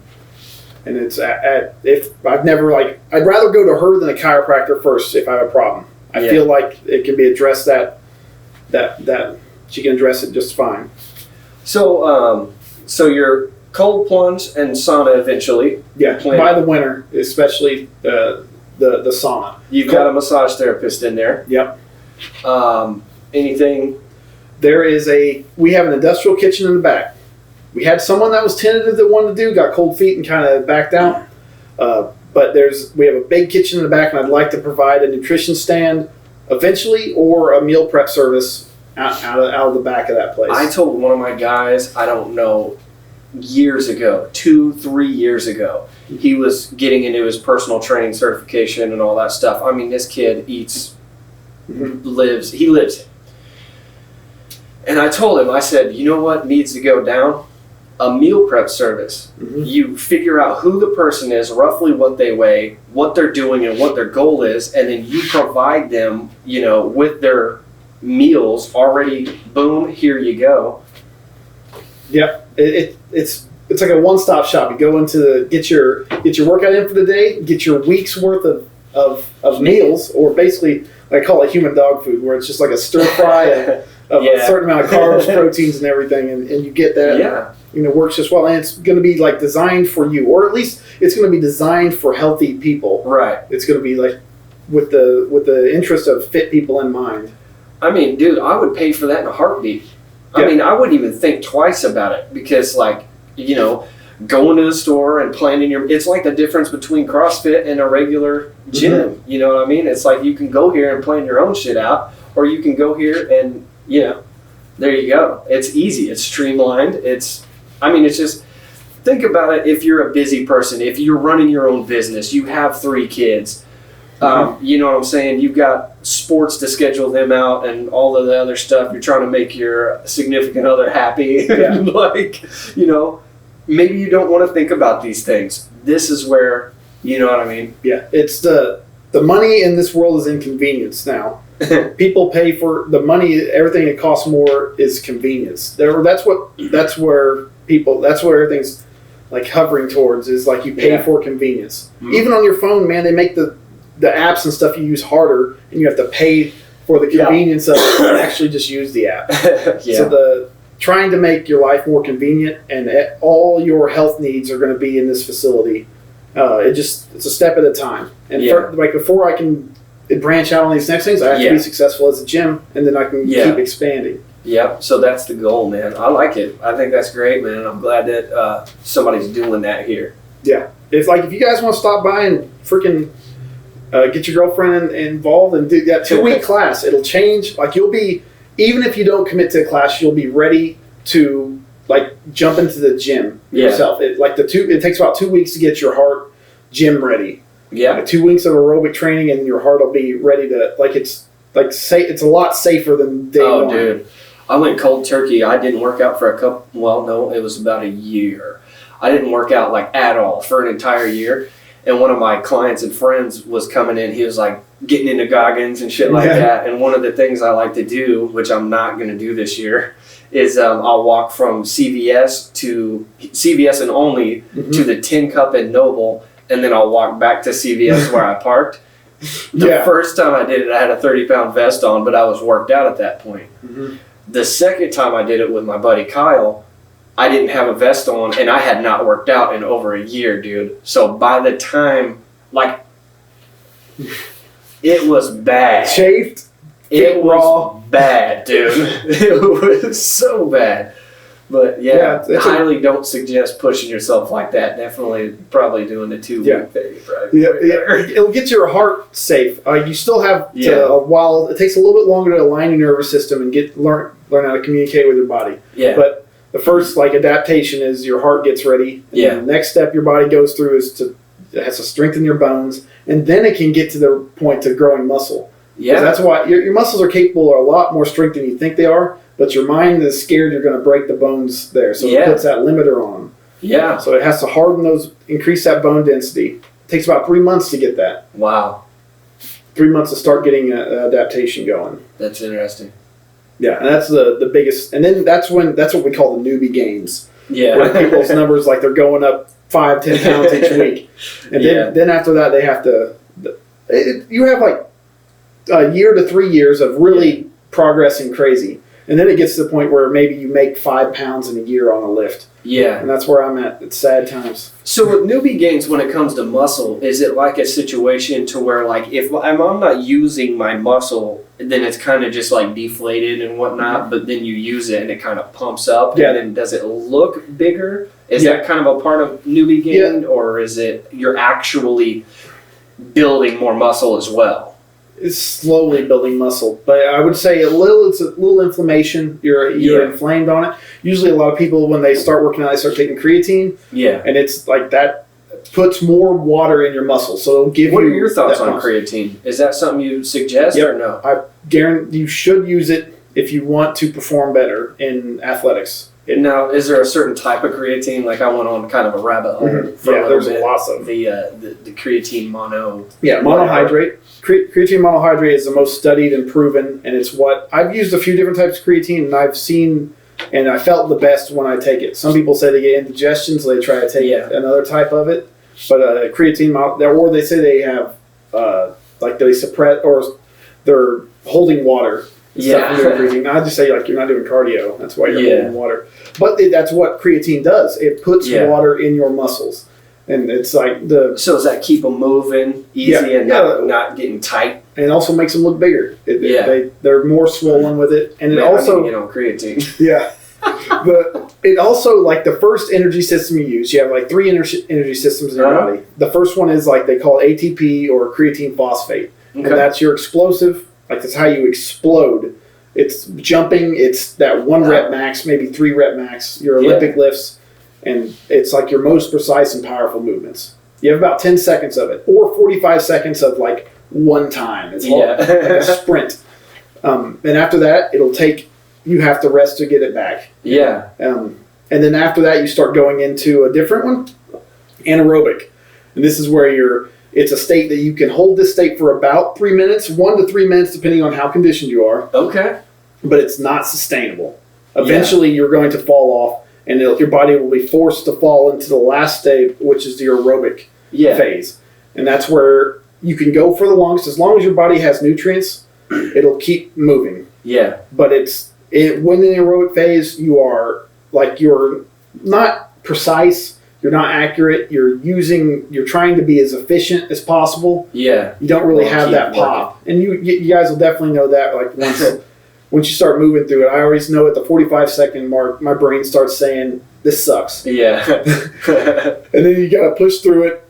And then if you just, like, keep on for 3 minutes, then you start working into a lather and you enter that aerobic phase where you're relaxed. Yeah. But in between there is... you get the panic mode. Your brain starts panicking. It's like, hey, quit doing this. And you just have to like convince it like only forward, we're not stopping, and eventually it'll be like, okay, I guess we're not stopping. Let's stop thinking about hurt. Flick the devil off his shoulder, man. Let's stop thinking about how we can make him quit, and let's start thinking about how we can go forward. Yeah, massive. Went on a tangent there.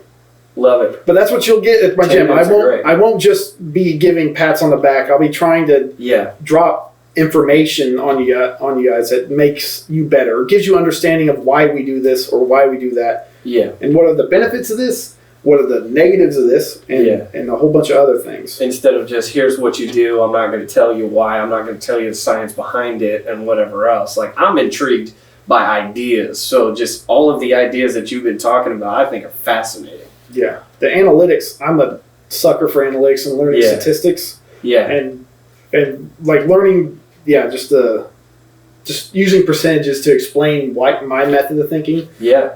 Of talking about movements or what people have benefited from what. It's like this many people did this and this many people saw benefits from it. That kind of thing.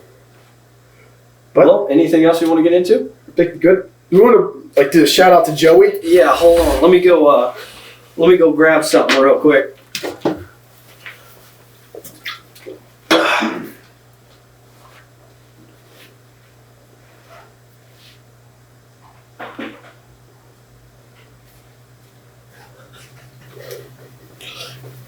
We'll be at the same. We hopefully go on the same pair.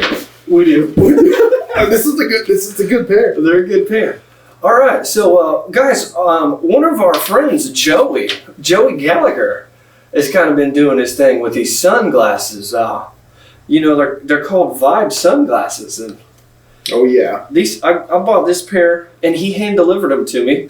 What a freaking great guy!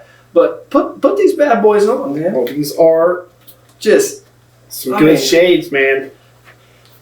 I think I'm feeling the vibe right now. Feeling the vibe. I'm vibing, dude. Yeah. Check out Vibe sunglasses. See the ads all over Facebook? All over the Facebook. They're affordable. That's like the biggest thing. Like they're affordable, good-looking glasses. They are nice, man. I like the fact that like the whole front is shiny.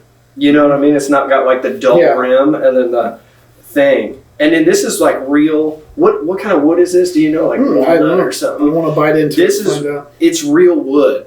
I didn't know that was a thing, but I mean, just come on, bro. Like, they're good shades. Like I'm a good, I don't know, like 3 or 4 in the looks department. I put these bad boys on, dude. 10. Stepped up to it.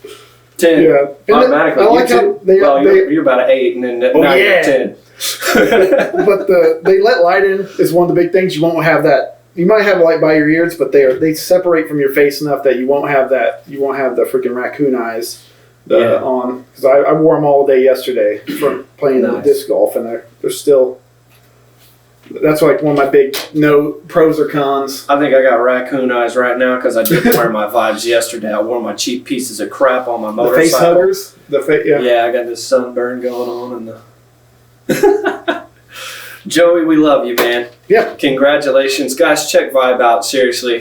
Paul, I appreciate you dedicating your time to come here and have this conversation with me, man. This was a good time. And good luck on your business. 618 Vertical Iron. Yep. Check him out on Facebook. He's right down the street from my barbershop.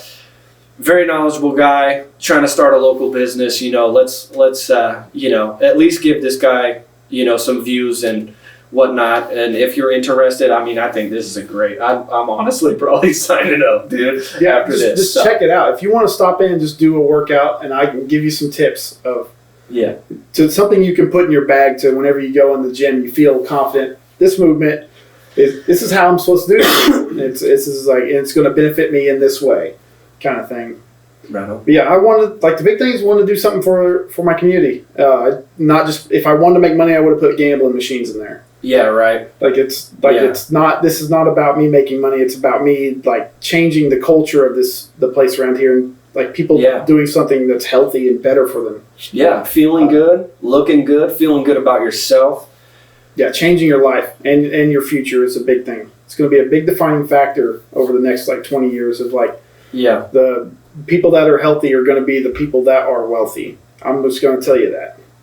and that's going to be the switching thing. People are going to have a very high health cost bill, or not, and that's going to be what's going to define your wealth.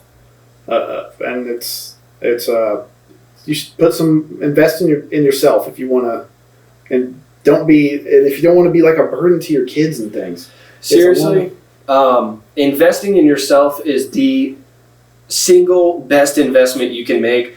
I've done it, and you don't want to do it at first. You're like, oh, I don't know, man. Maybe I should, buy this. For me, it's like a guitar, right? Like, oh, I want this guitar. But I mean, that obviously is sort of an investment in yourself because I can express myself through it. But it's not like this investment.